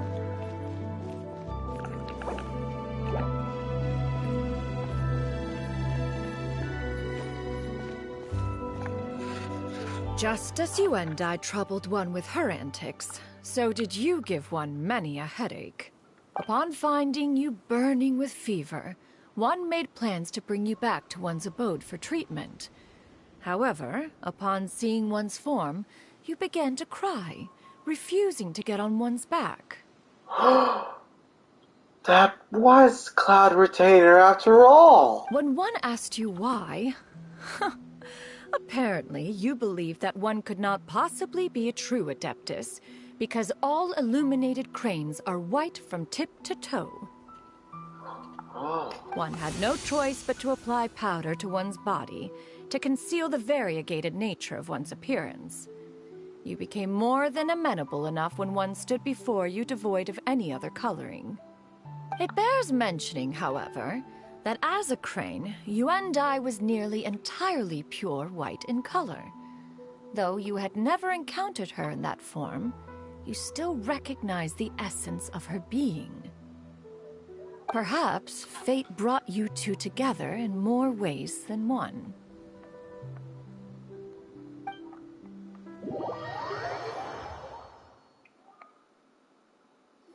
Oh. Now all has been revealed. Wow. Cloud Retainer has a really, really, really big past. She's done a lot of good things, but at what cost of her own disciple? Her own disciple became human forever, and suffering from an illness she cannot reverse. One owes you an apology, you and I. One recognized you upon your very entrance into Wanmin restaurant. One has always viewed you as a disciple of equal standing with Ganyu and Shenhe. Indeed, one wished to bring your story to a satisfactory end with this visit to Liyue Harbor. Still, one could not reveal your identity right away.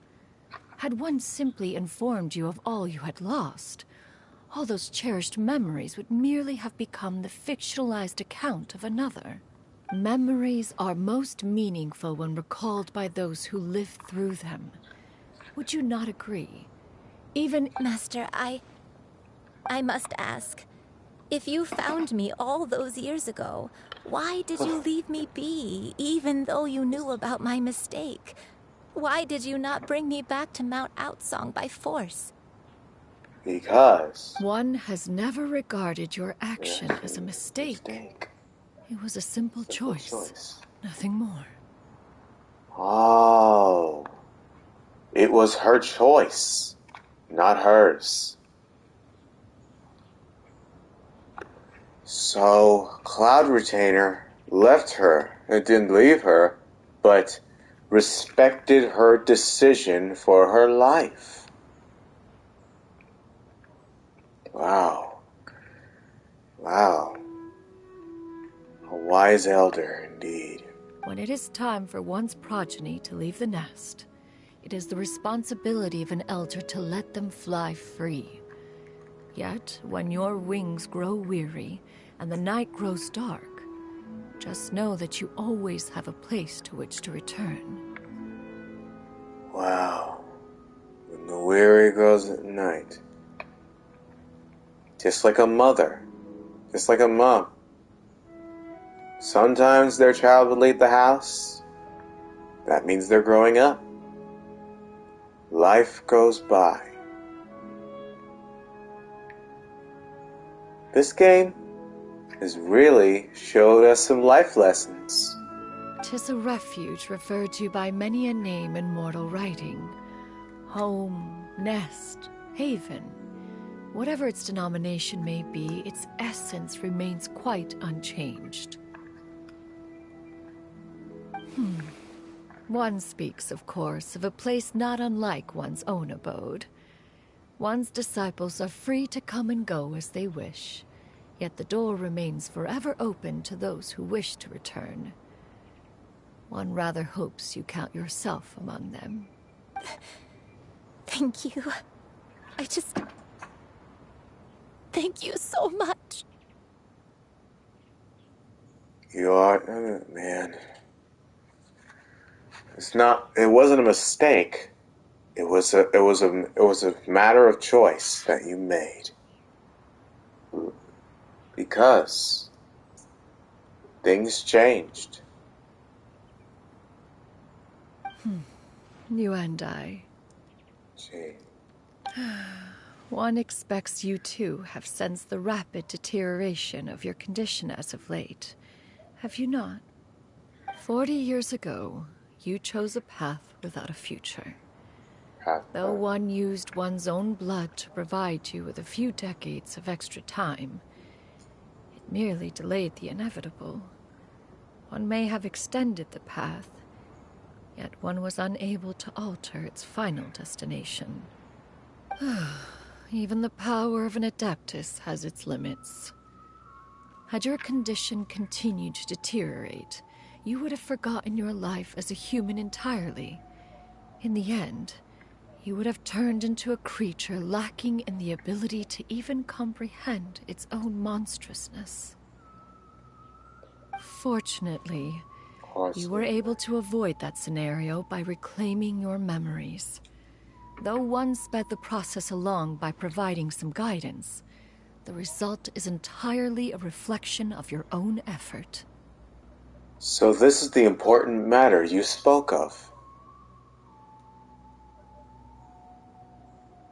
To finally help an old friend. You truly are a wise elder, Shin Yun. So, what's gonna happen to Granny? One will help her reclaim her original form as a wild crane. If it be fated, she may recover her sentience one day. She's gotta go back to being a regular crane, huh? There's no other way. Master, you've already done more than enough for me. I don't know how I could possibly repay your kindness. This is a better result than I could have ever hoped for. How much time do I have left? Not long. The transformation is imminent. Granny, please don't leave, okay? You're all I have left. Please.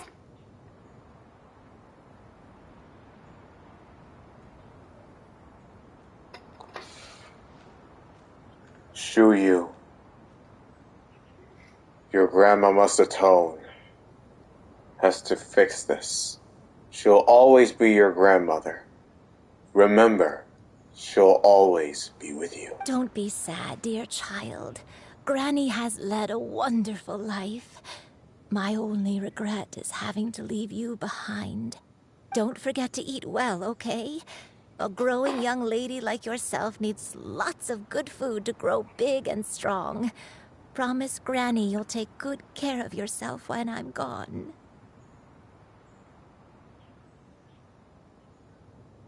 Thank you. Well, I'll look. Granny, yin do I. Die. Granny, you and I. I'll look after Foryou. I promise, Granny. I'll do whatever you say.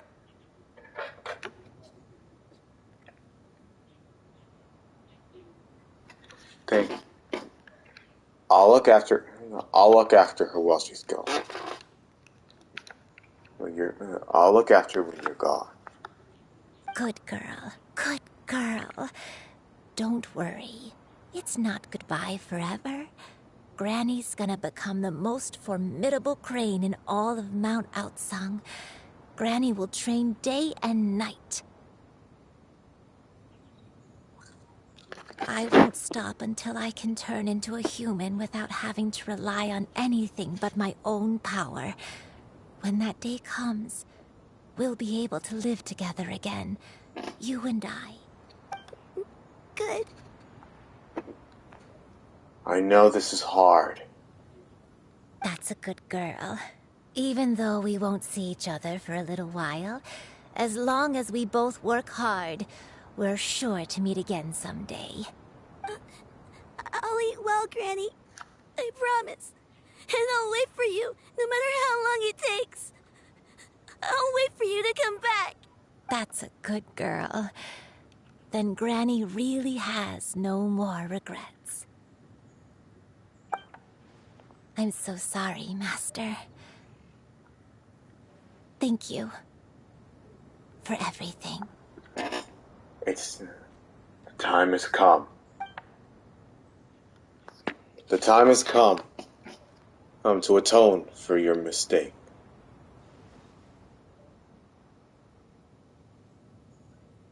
Do it.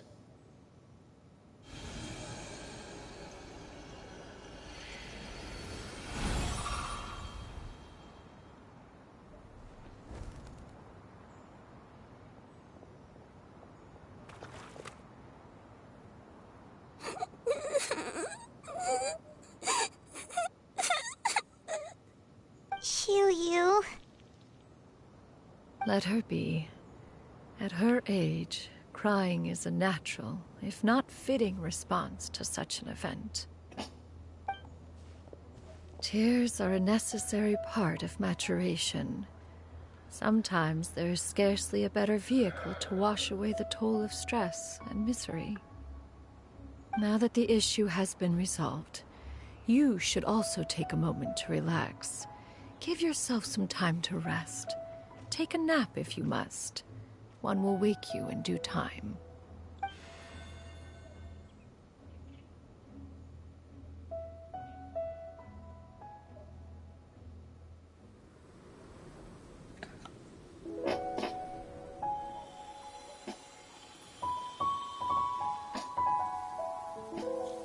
Cutscene.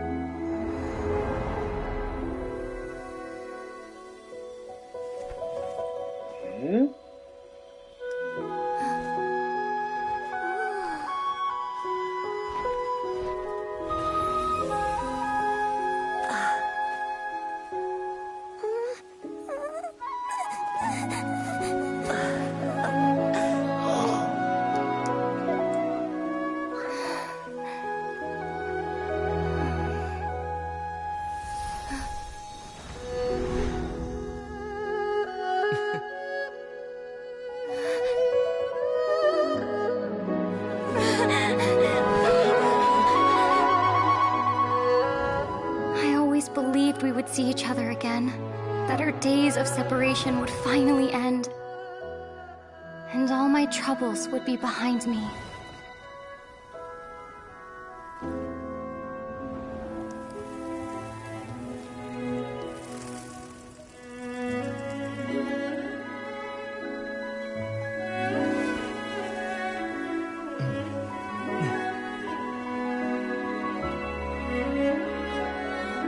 If only things could stay this way forever.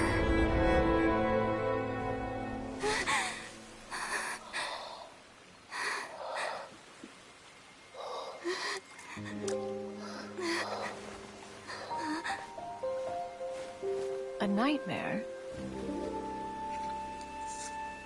Curious. If you're relaxed, shouldn't your dreams be pleasant? It was a good dream. It's just... You weren't ready to wake up.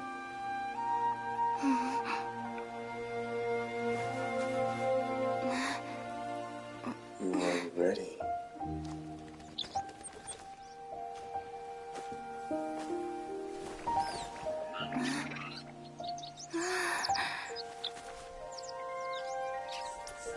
Eloquent as one may be, words of comfort are not one's strong suit. You are doing all you can. One can see your strength of will, your fearlessness in the face of danger. And so, whatever your dream may be, one believes that you shall achieve it. Of course, whenever the perils you face overwhelm you, or you become weary, one is always here for you. After all, as an elder, it is only right to look out for the young ones.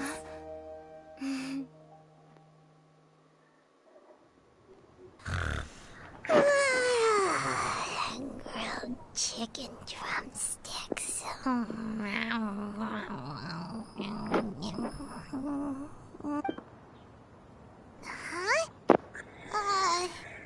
Was Paimon sleeping just now?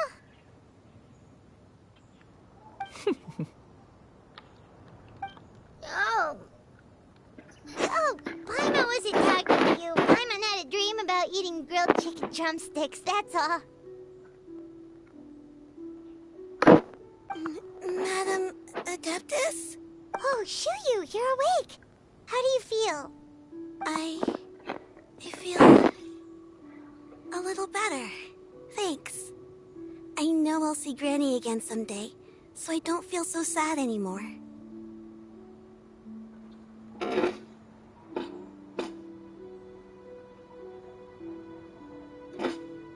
Madam Adeptus, could I ask you something? Would you take me in as a disciple?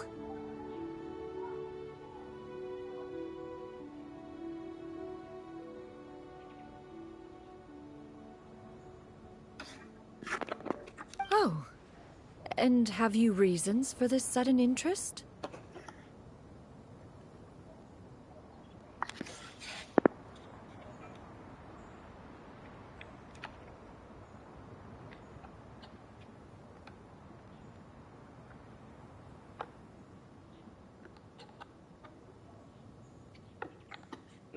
I know Granny thought what she did back then was wrong. No. She felt really bad about it. But without that mistake, I would have never been born.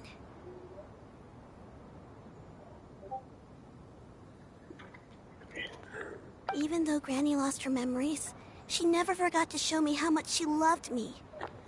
So, I thought maybe one day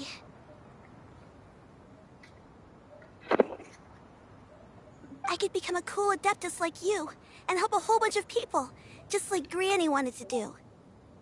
Upon some reflection, one supposes you are no mere mortal. The fact that Yuendai's blood flows through your veins is proof enough of that. If this is what you desire, one shall make it so.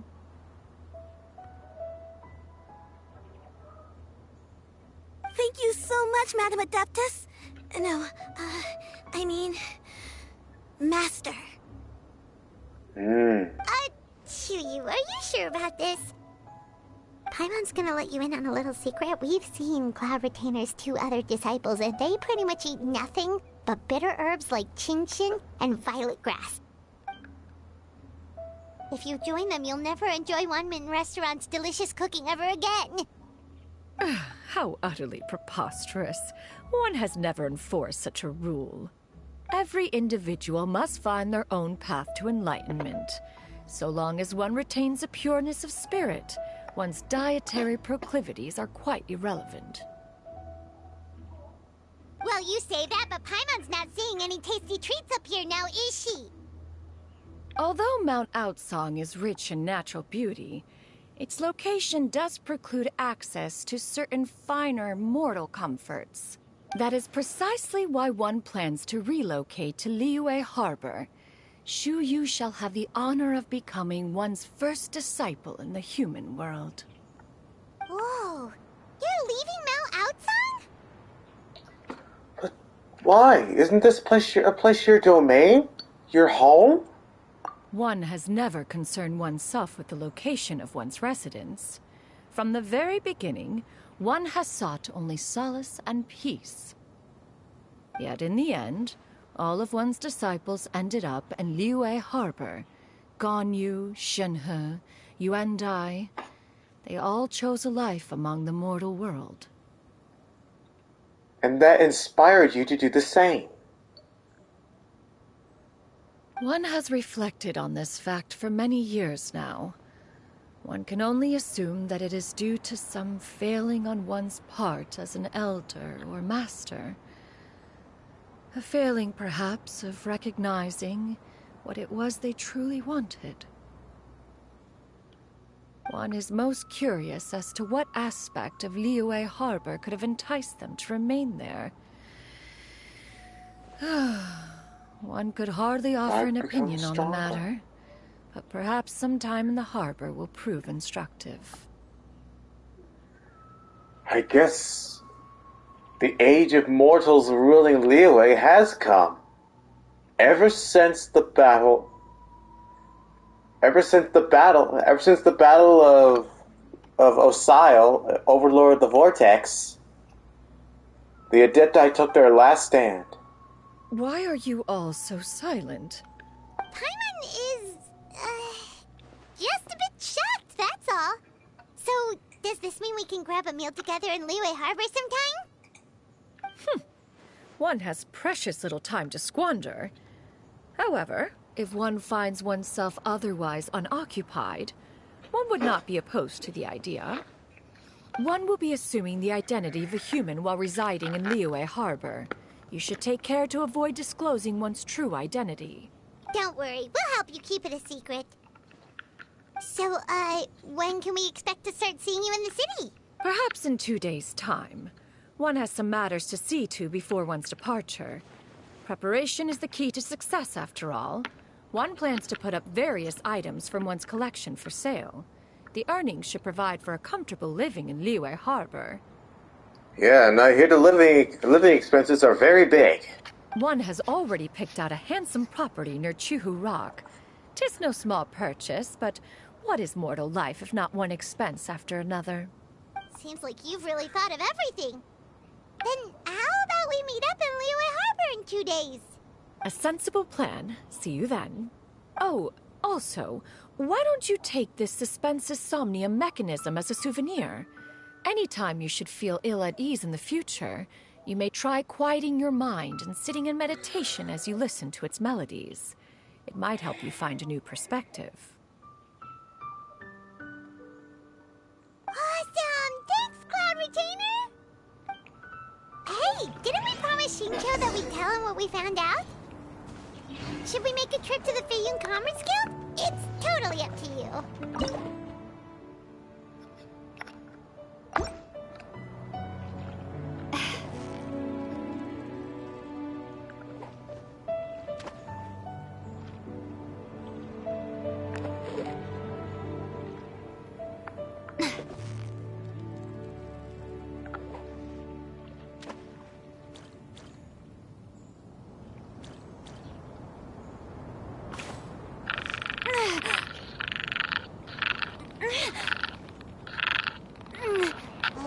Don't worry about it. Let's try again.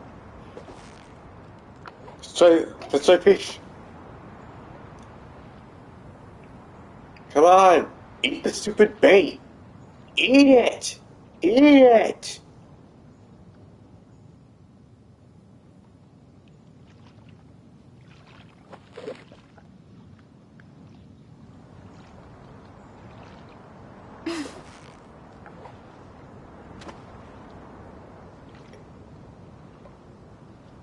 Eat it. Eat the bait. Come on. That's it. That's it. I'm done. I'm done. I'm done.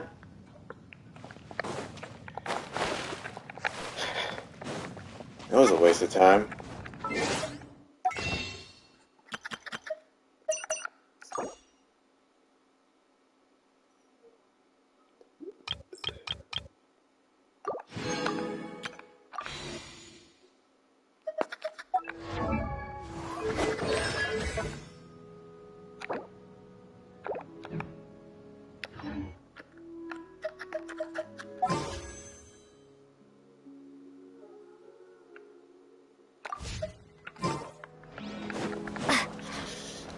We're gonna do it! Get out!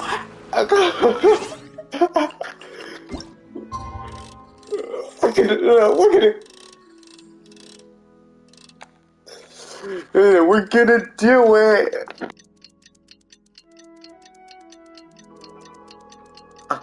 Okay. Okay.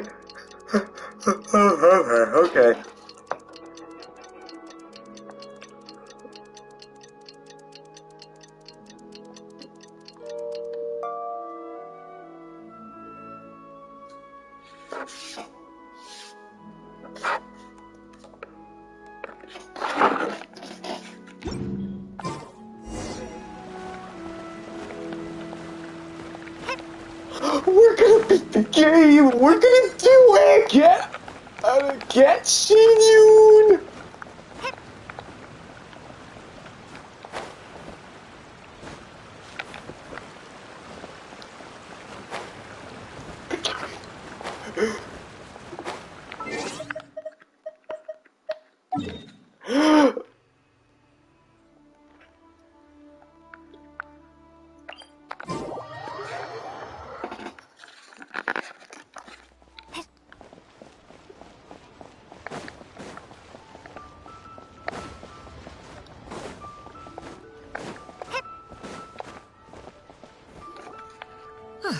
Your concerns are excessive and unfounded. This is but a simple collection of ordinary valuables. Such intense scrutiny is hardly necessary. To be quite honest, your insistence on that fact is my primary cause for concern. In what way are any of these ordinary? Every single item here could be worth more than everything I own combined. I simply can't risk shelling out that kind of mora without proper scrutiny. If I'm wrong, I would never be able to earn it back, not even if I worked every single day for the rest of my life. I have to be careful. Yes, you can never be too careful. We're here, Cloud. Miss Shenyan, what are you guys arguing about? Ah, perfect timing. This ignoramus is questioning the authenticity of my wares. I'll have you know, These items have remained untouched in my personal collection for several hundred years. To question their legitimacy is pure folly. Several hundred years? Indeed. They're family heirlooms, you see, passed down over many generations, as families are wont to do. Yep, they've definitely been around a while. We can vouch for her on that one. Hear that? Had I not found myself in need of Mora, I would scarcely have had the heart to part with them. Indeed, you should consider it an honor to even have the opportunity to behold them with your own eyes. Doubt their authenticity any further, and I may just decide to take them to another buyer. Whoa! Please don't go! I apologize for any insult, miss. You see, I know full well that I lack the knowledge to judge the true worth of these items. If you could wait but a moment, I've hired an expert to appraise them for me. He should be here shortly. An expert, you say? Very well. I will wait for a little while longer, then. Traveler, Paimon, this is my new residence. If you have cause to seek my company in the future, this is where you can find me. Master! Oh, it's you two again. Hello. Shoo-you! You got a new outfit! It looks great on you. Mm-hmm. Master made it for me. I like it too. Huh? You know how to make clothes? Do I know how to make clothes? With the support of the proper mechanism, sewing is hardly a challenge. Master, I brought in most of my stuff. There's a few boxes left, but they're kind of heavy, so I just left them outside. Fret not. I shall help you move them into your room. Actually, I should probably sort through my stuff a bit first. Everything's kind of messy right now, so... It appears my young apprentice has her own fair share of secrets. No matter. Do what you must, child. Now, this expert you mentioned. Soon. Here, allow me to make some introductions. This is Mr. Zhongli, a respected consultant at Wangshang Funeral Parlor and an expert in all manner of valuables and antiques. Zhongli? Morax? Mr. Zhongli, this is Miss Shen Yun. She's the one who's looking to sell the collection of valuables I mentioned earlier. Oh. Huh. If it isn't Miss Shenyun. It has been quite some time since our last meeting. What a serendipitous reunion. Indeed, most serendipitous. Have you been faring well as of late, Mr. Zhongli? Quite well, thank you. I was fortunate enough over the past few days to enjoy both a stroll in the mountains and a fresh brew of tea from the most recent harvest. The experiences left me with such insight and peace. Huh. So you two are already acquainted? Wait, father? I mean, Zhongli. Indeed. How fortunate we are that fate has brought us together again. If you are otherwise unaware, allow me to inform you that Miss Shenyun is a well-regarded collector and appraiser. She is well-versed in all fields, and oft-celebrated for her impeccable taste. You stand to gain much from this opportunity. You are too kind, Mr. Zhongli. True collectors pride themselves on their wealth of knowledge and eye for detail. I can say without a doubt that you are foremost in that regard. Why, you flatter me, Miss Shenyun. It would seem that you are as self-effacing as ever. Not at all, Mr. Zhongli. Not at all. While I am loath to butt into this conversation, I must ask, you two already knew each other, and you seem to have quite a cordial relationship. Can I be certain that you're not working together to swindle me? A preposterous accusation! The heavens themselves would collapse before we would conspire to do such a thing. Miss Shenyun speaks the truth. Contracts are built on honesty and trust. If that proves to be beyond your capabilities in this instance, This transaction may be taken elsewhere. Say no more. Let us depart. I jest. What fool would still harbor doubts after Mr. Zhongli himself has vouched for the goods? Miss Shenyun, wait! I'll take...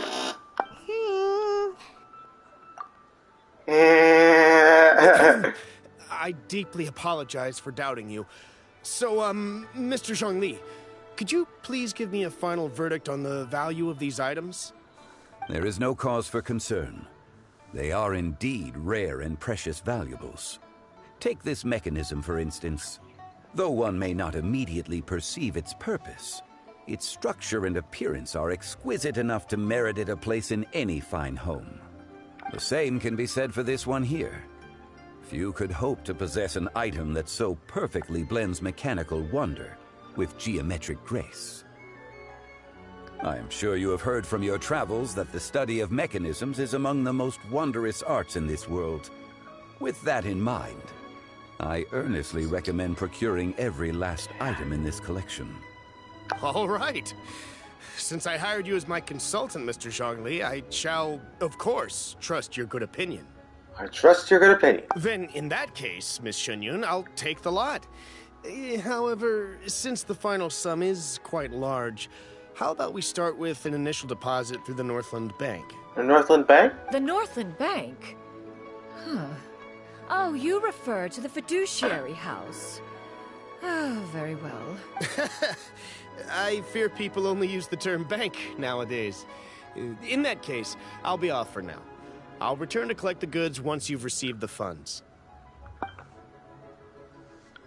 Well, so the sale is final.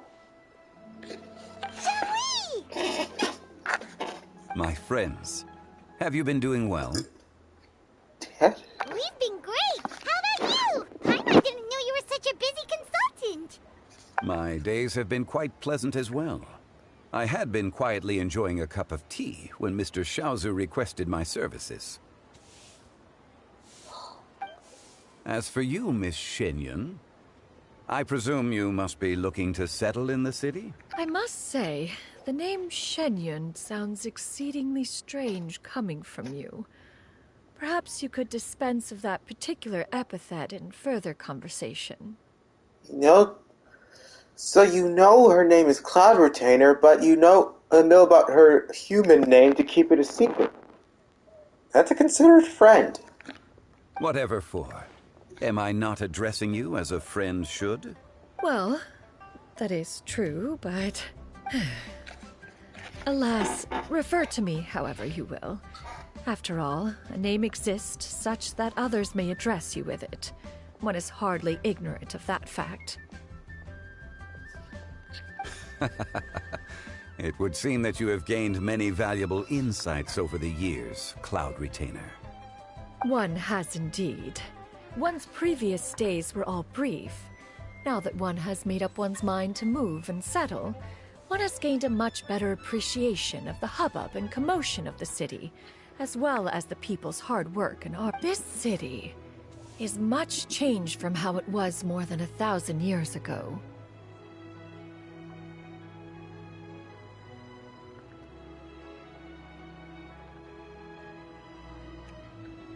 Not unlike the ocean tides, so too shall the movement of people ebb and flow. From turmoil to peace, enlightenment to aspiration. Human society possesses limitless potential.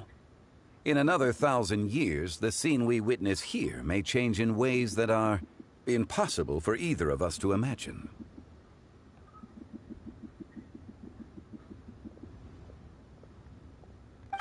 That's enough reflection for one day. No need to get all sentimental on us. You make a valid point, Paimon. Now that the sale has concluded, what say one plays the host as we try some specialty dishes together? One must profess great interest in trying bamboo shoot soup. Perhaps you have forgotten, Cloud Retainer, but I once tried my hand at that dish. You were at the table on that occasion, so logic dictates that you should have already tried it. Oh? What occasion was this? It was a reunion between friends several centuries ago. Alas, you must have been too preoccupied to secure yourself a portion. Or perhaps our other companions simply availed themselves of faster reflexes on that occasion. Huh, hardly. 'Twas most certainly out of consideration for the others in attendance. In but a moment, one will show you what it means to have a true deftness of hand.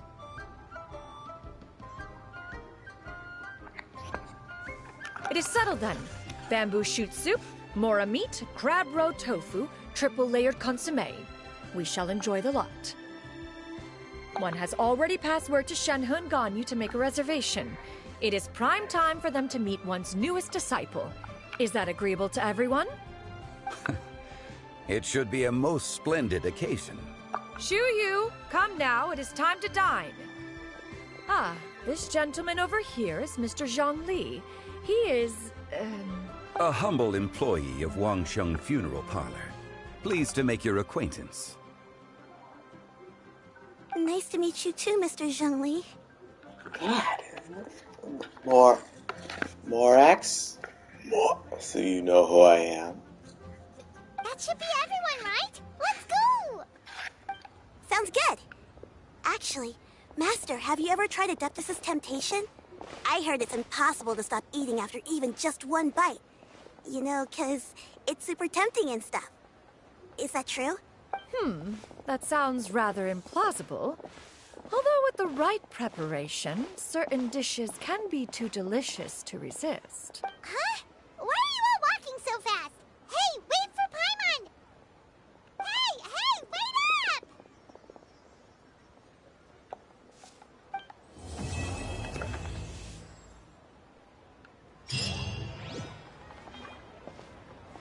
Wow. That was beautiful. That was very beautiful. A story that was told.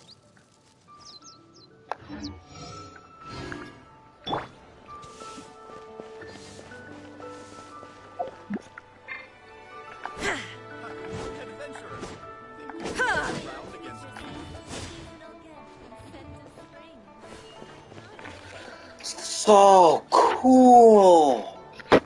It was a beautiful tale. It's sad too.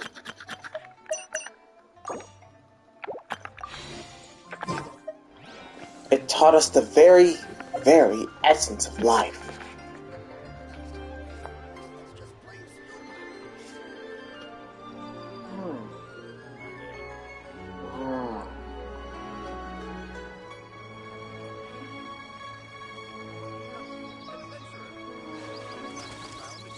Why not treat yourself to a seasonal gift from Scent of Spring?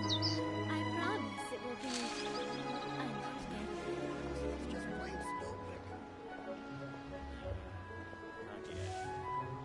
My father, what? My father. Lorax.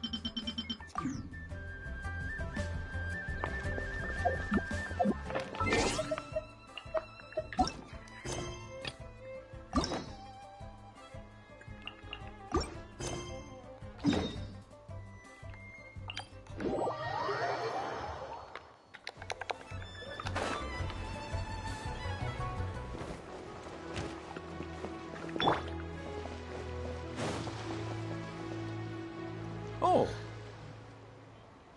It is with such an air of urgency that you appear before us. Your comportment suggests you believe us to have committed some heinous crime. Whoa, where did this fuddy-duddy come from? You should be the one doing the enlightening, buddy. Don't think we didn't notice you eavesdropping. One look and we could tell you were up to no good. Tell us everything, starting with your name. Wait a sec. That's Mooncarver. One bears no secrets before two such as yourselves. You stand in the presence of the mighty and illuminated Adeptus, Mooncarver. For the purpose of this foray into the mortal realm, however, you may address one as Hojong. You kidding? That deer's got his head stuck so far up in the clouds, there's no way he'd humble himself down here with the rest of us. You may want to hold your tongue, Paimon. Don't think that Paimon is gonna believe you just because you know her name. Let Paimon guess. You're supposed to be Mountain Shaper, right? Indeed. Mooncarver and myself have descended upon the mortal realm for a visit. The two of you may call me Jiahu. Huh. Looks like you did your research. But in our experience, the harder you try to lead us on, the more likely it is that we've got a big fish on our hands. We'll go straight to the Millelith and have you arrested for impersonating a deaf guy. I think they take on human form. Remember what happened with Shinyun? Preposterous. Utterly preposterous. Right. Tell us something that only an Adeptus would know. And it better not be some common knowledge that any person on the street could tell you. Looks like we had to...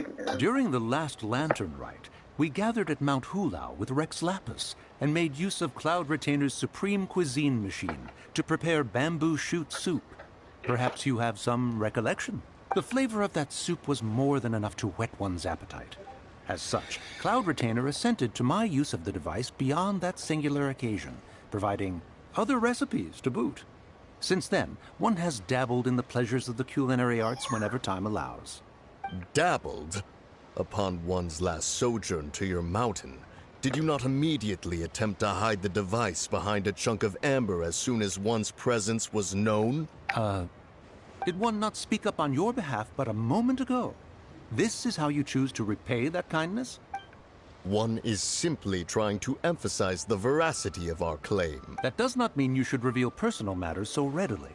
They might think one bears no difference from Cloud Retainer. That might have been more detail than we needed. Seems like you two are the real deal, and Paimon's sorry for suspecting you. Wow. No one would know Adeptus secrets that quickly. Yep, they're Adeptus in human form, all right. But, for beings as forgiving as yourselves, this is just water under the bridge, right? You indeed have an agile mind. Cloud Retainer was not mistaken in her high estimation of you. Paimon's still curious about something. It's just, Paimon can understand why Mountain Shaper is here, but why did you decide to come to the city, Mooncarver? It's not really your thing, is it? It is but an inevitable eventuality. Long have the mountains remained strangely idle since Cloud Retainer's move to Liyue Harbor. With Lantern Rite near at hand, one would expect Cloud Retainer to provide us with an account of the festivities in advance. Yet to this day, she has failed to appear. So she is. So you miss her. Cloud Retainer is hardly the forgetful sort. One must never rest idle in the face of that which demands action. And since our acquaintances dwell in Liyue Harbor, we had to travel here in human form to avail ourselves of their aid. Cloud Retainers in this case. But a moment ago, one heard you speak of a mechanical kite of sorts. It appears the essence of the situation has hitherto revealed itself. Now it is time for one to retire back to one's abode. So you're not looking for Cloud Retainer anymore? Perhaps there are aspects of Cloud Retainer's temperament that remain opaque to young Paimon. Given one's understanding, One can only imagine the anger that now consumes her. Cloud Retainer is of a proud and arrogant disposition. She holds the belief that her skill in mechanics surpasses that of all others. One surmises that she has shut herself away, refused all company, and buried herself in the study of her own creations. To call on her would only invite her rebuke. However, if you do happen to cross paths with her over the next few days, do pass along one's regards. Sure, leave it to us. Have a safe trip back, enjoy the scenery, and happy Lantern Rite! Thank you for your kind words. We shall now depart. We got all worked up for nothing, huh? All that trouble and it turned out to be people we knew all along! Well, it's still pretty early. Let's head over and check out the kite stalls. Paimon wants to see what kinds of kites we can buy to use in the competition. The bigger and prettier, the better.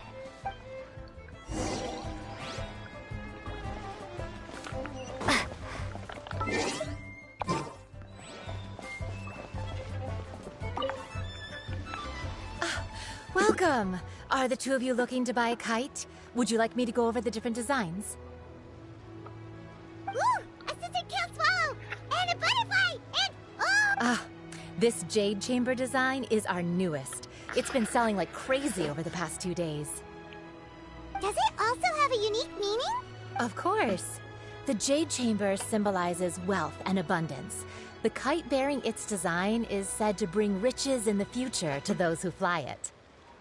Oh, now that's Paimon's kind of kite! I apologize for the interruption, but are all your wares in order, Miss Genuine? Yes, they're just over there.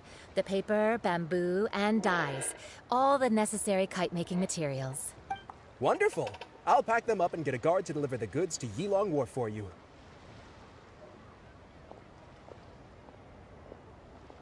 Yilong Wharf? Oh, wonder what that place is like during Lantern Rite. Paimon would love to go take a look. Well, if the two of you are interested in going to Yilong Wharf, then could I trouble you to find Gaming and deliver these goods together? Is Gaming the guard you just mentioned? Well, yes. The communications office handles shipments and transports around Liyue. He works for the Secure Transport Agency, one of our sub-organizations. The problem is, many of my colleagues have taken leave during Lantern Rite to spend time with their families. So, our available workforce has seen a dramatic decrease recently. If you were willing to help out, then I could get a head start on my next appointment. You do seem really pressed for time. Oh, wonderful. You will, of course, be compensated for your efforts. Now, at this time of day, Gaming should be somewhere in the vicinity, but just follow the main road until you see the head of a Wushu dance costume. Should be on your right. Be sure to come back if you'd like to buy a kite. I'll even give you a discount. By the way, I've heard her mention Gaming before. By the way, do you know my aunt? Everyone calls her Granny Shan. I've heard her mention Gaming before. Apparently he's a nice, outgoing fellow and all-around good guy.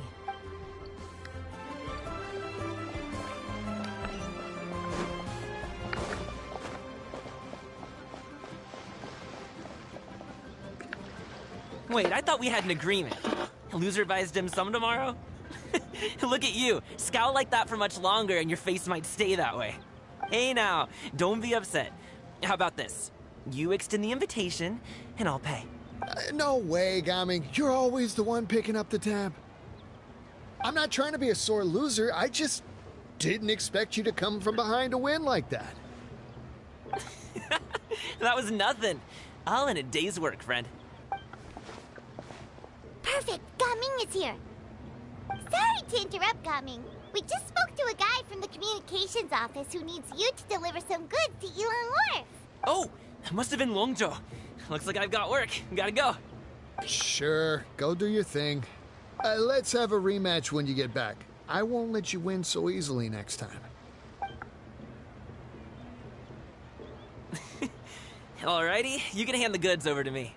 Must have been heavy hauling them all this way. Let me take them off your hands.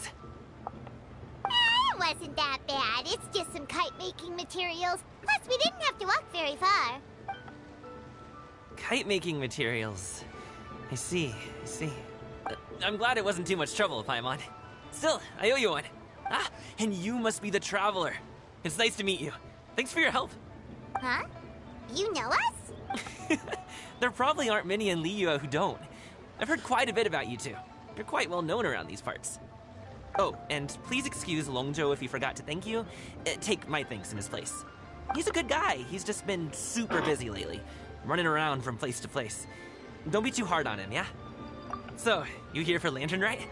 Yep. It's always so lively this time of year. We were actually hoping we could tag along to Yilong Wharf and have a look around. Perfect. We'll go together then. I'm good with directions, so just follow me. Trust me, I know my way around. We can exchange stories, tell jokes, or just chat along the way. Oh, and there are a couple of good places to eat along our route. We can stop and grab a bite when it's time.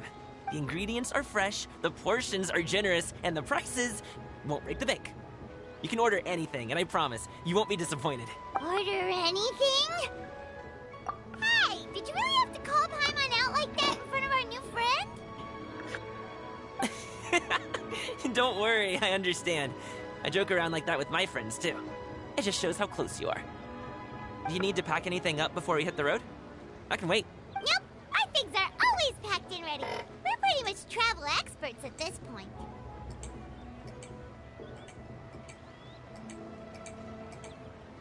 Oh, that's right. Then let's get going. If we run into any trouble, you can count on me to protect you. I am a guard, after all.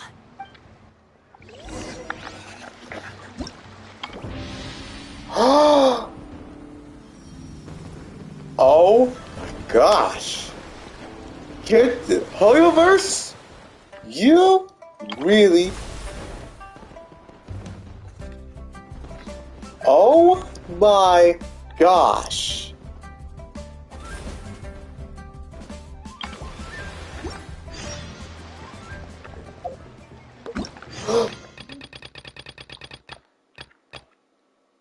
Oh, new war quest.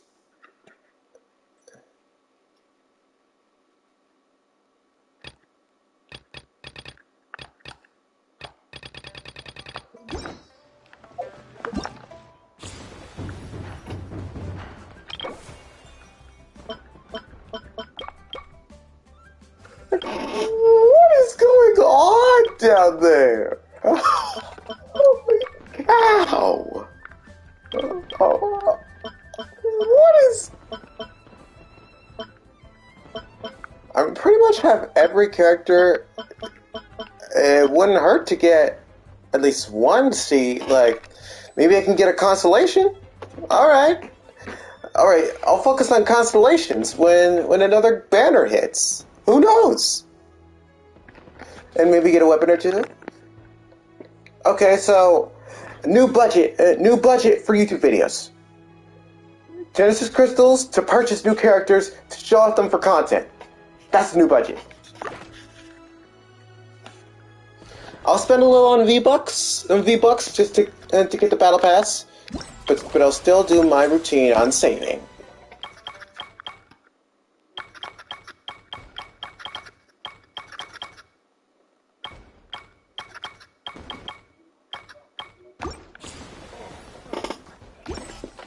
What time is it?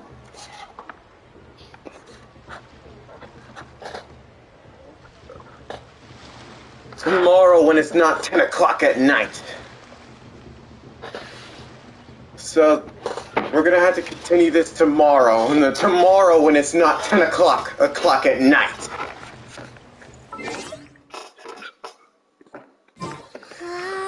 Alright everybody, we released our 2-hour limit. Be sure to like, comment, and subscribe, and I'll see you guys next time. We're gonna have a happy Lantern Rite.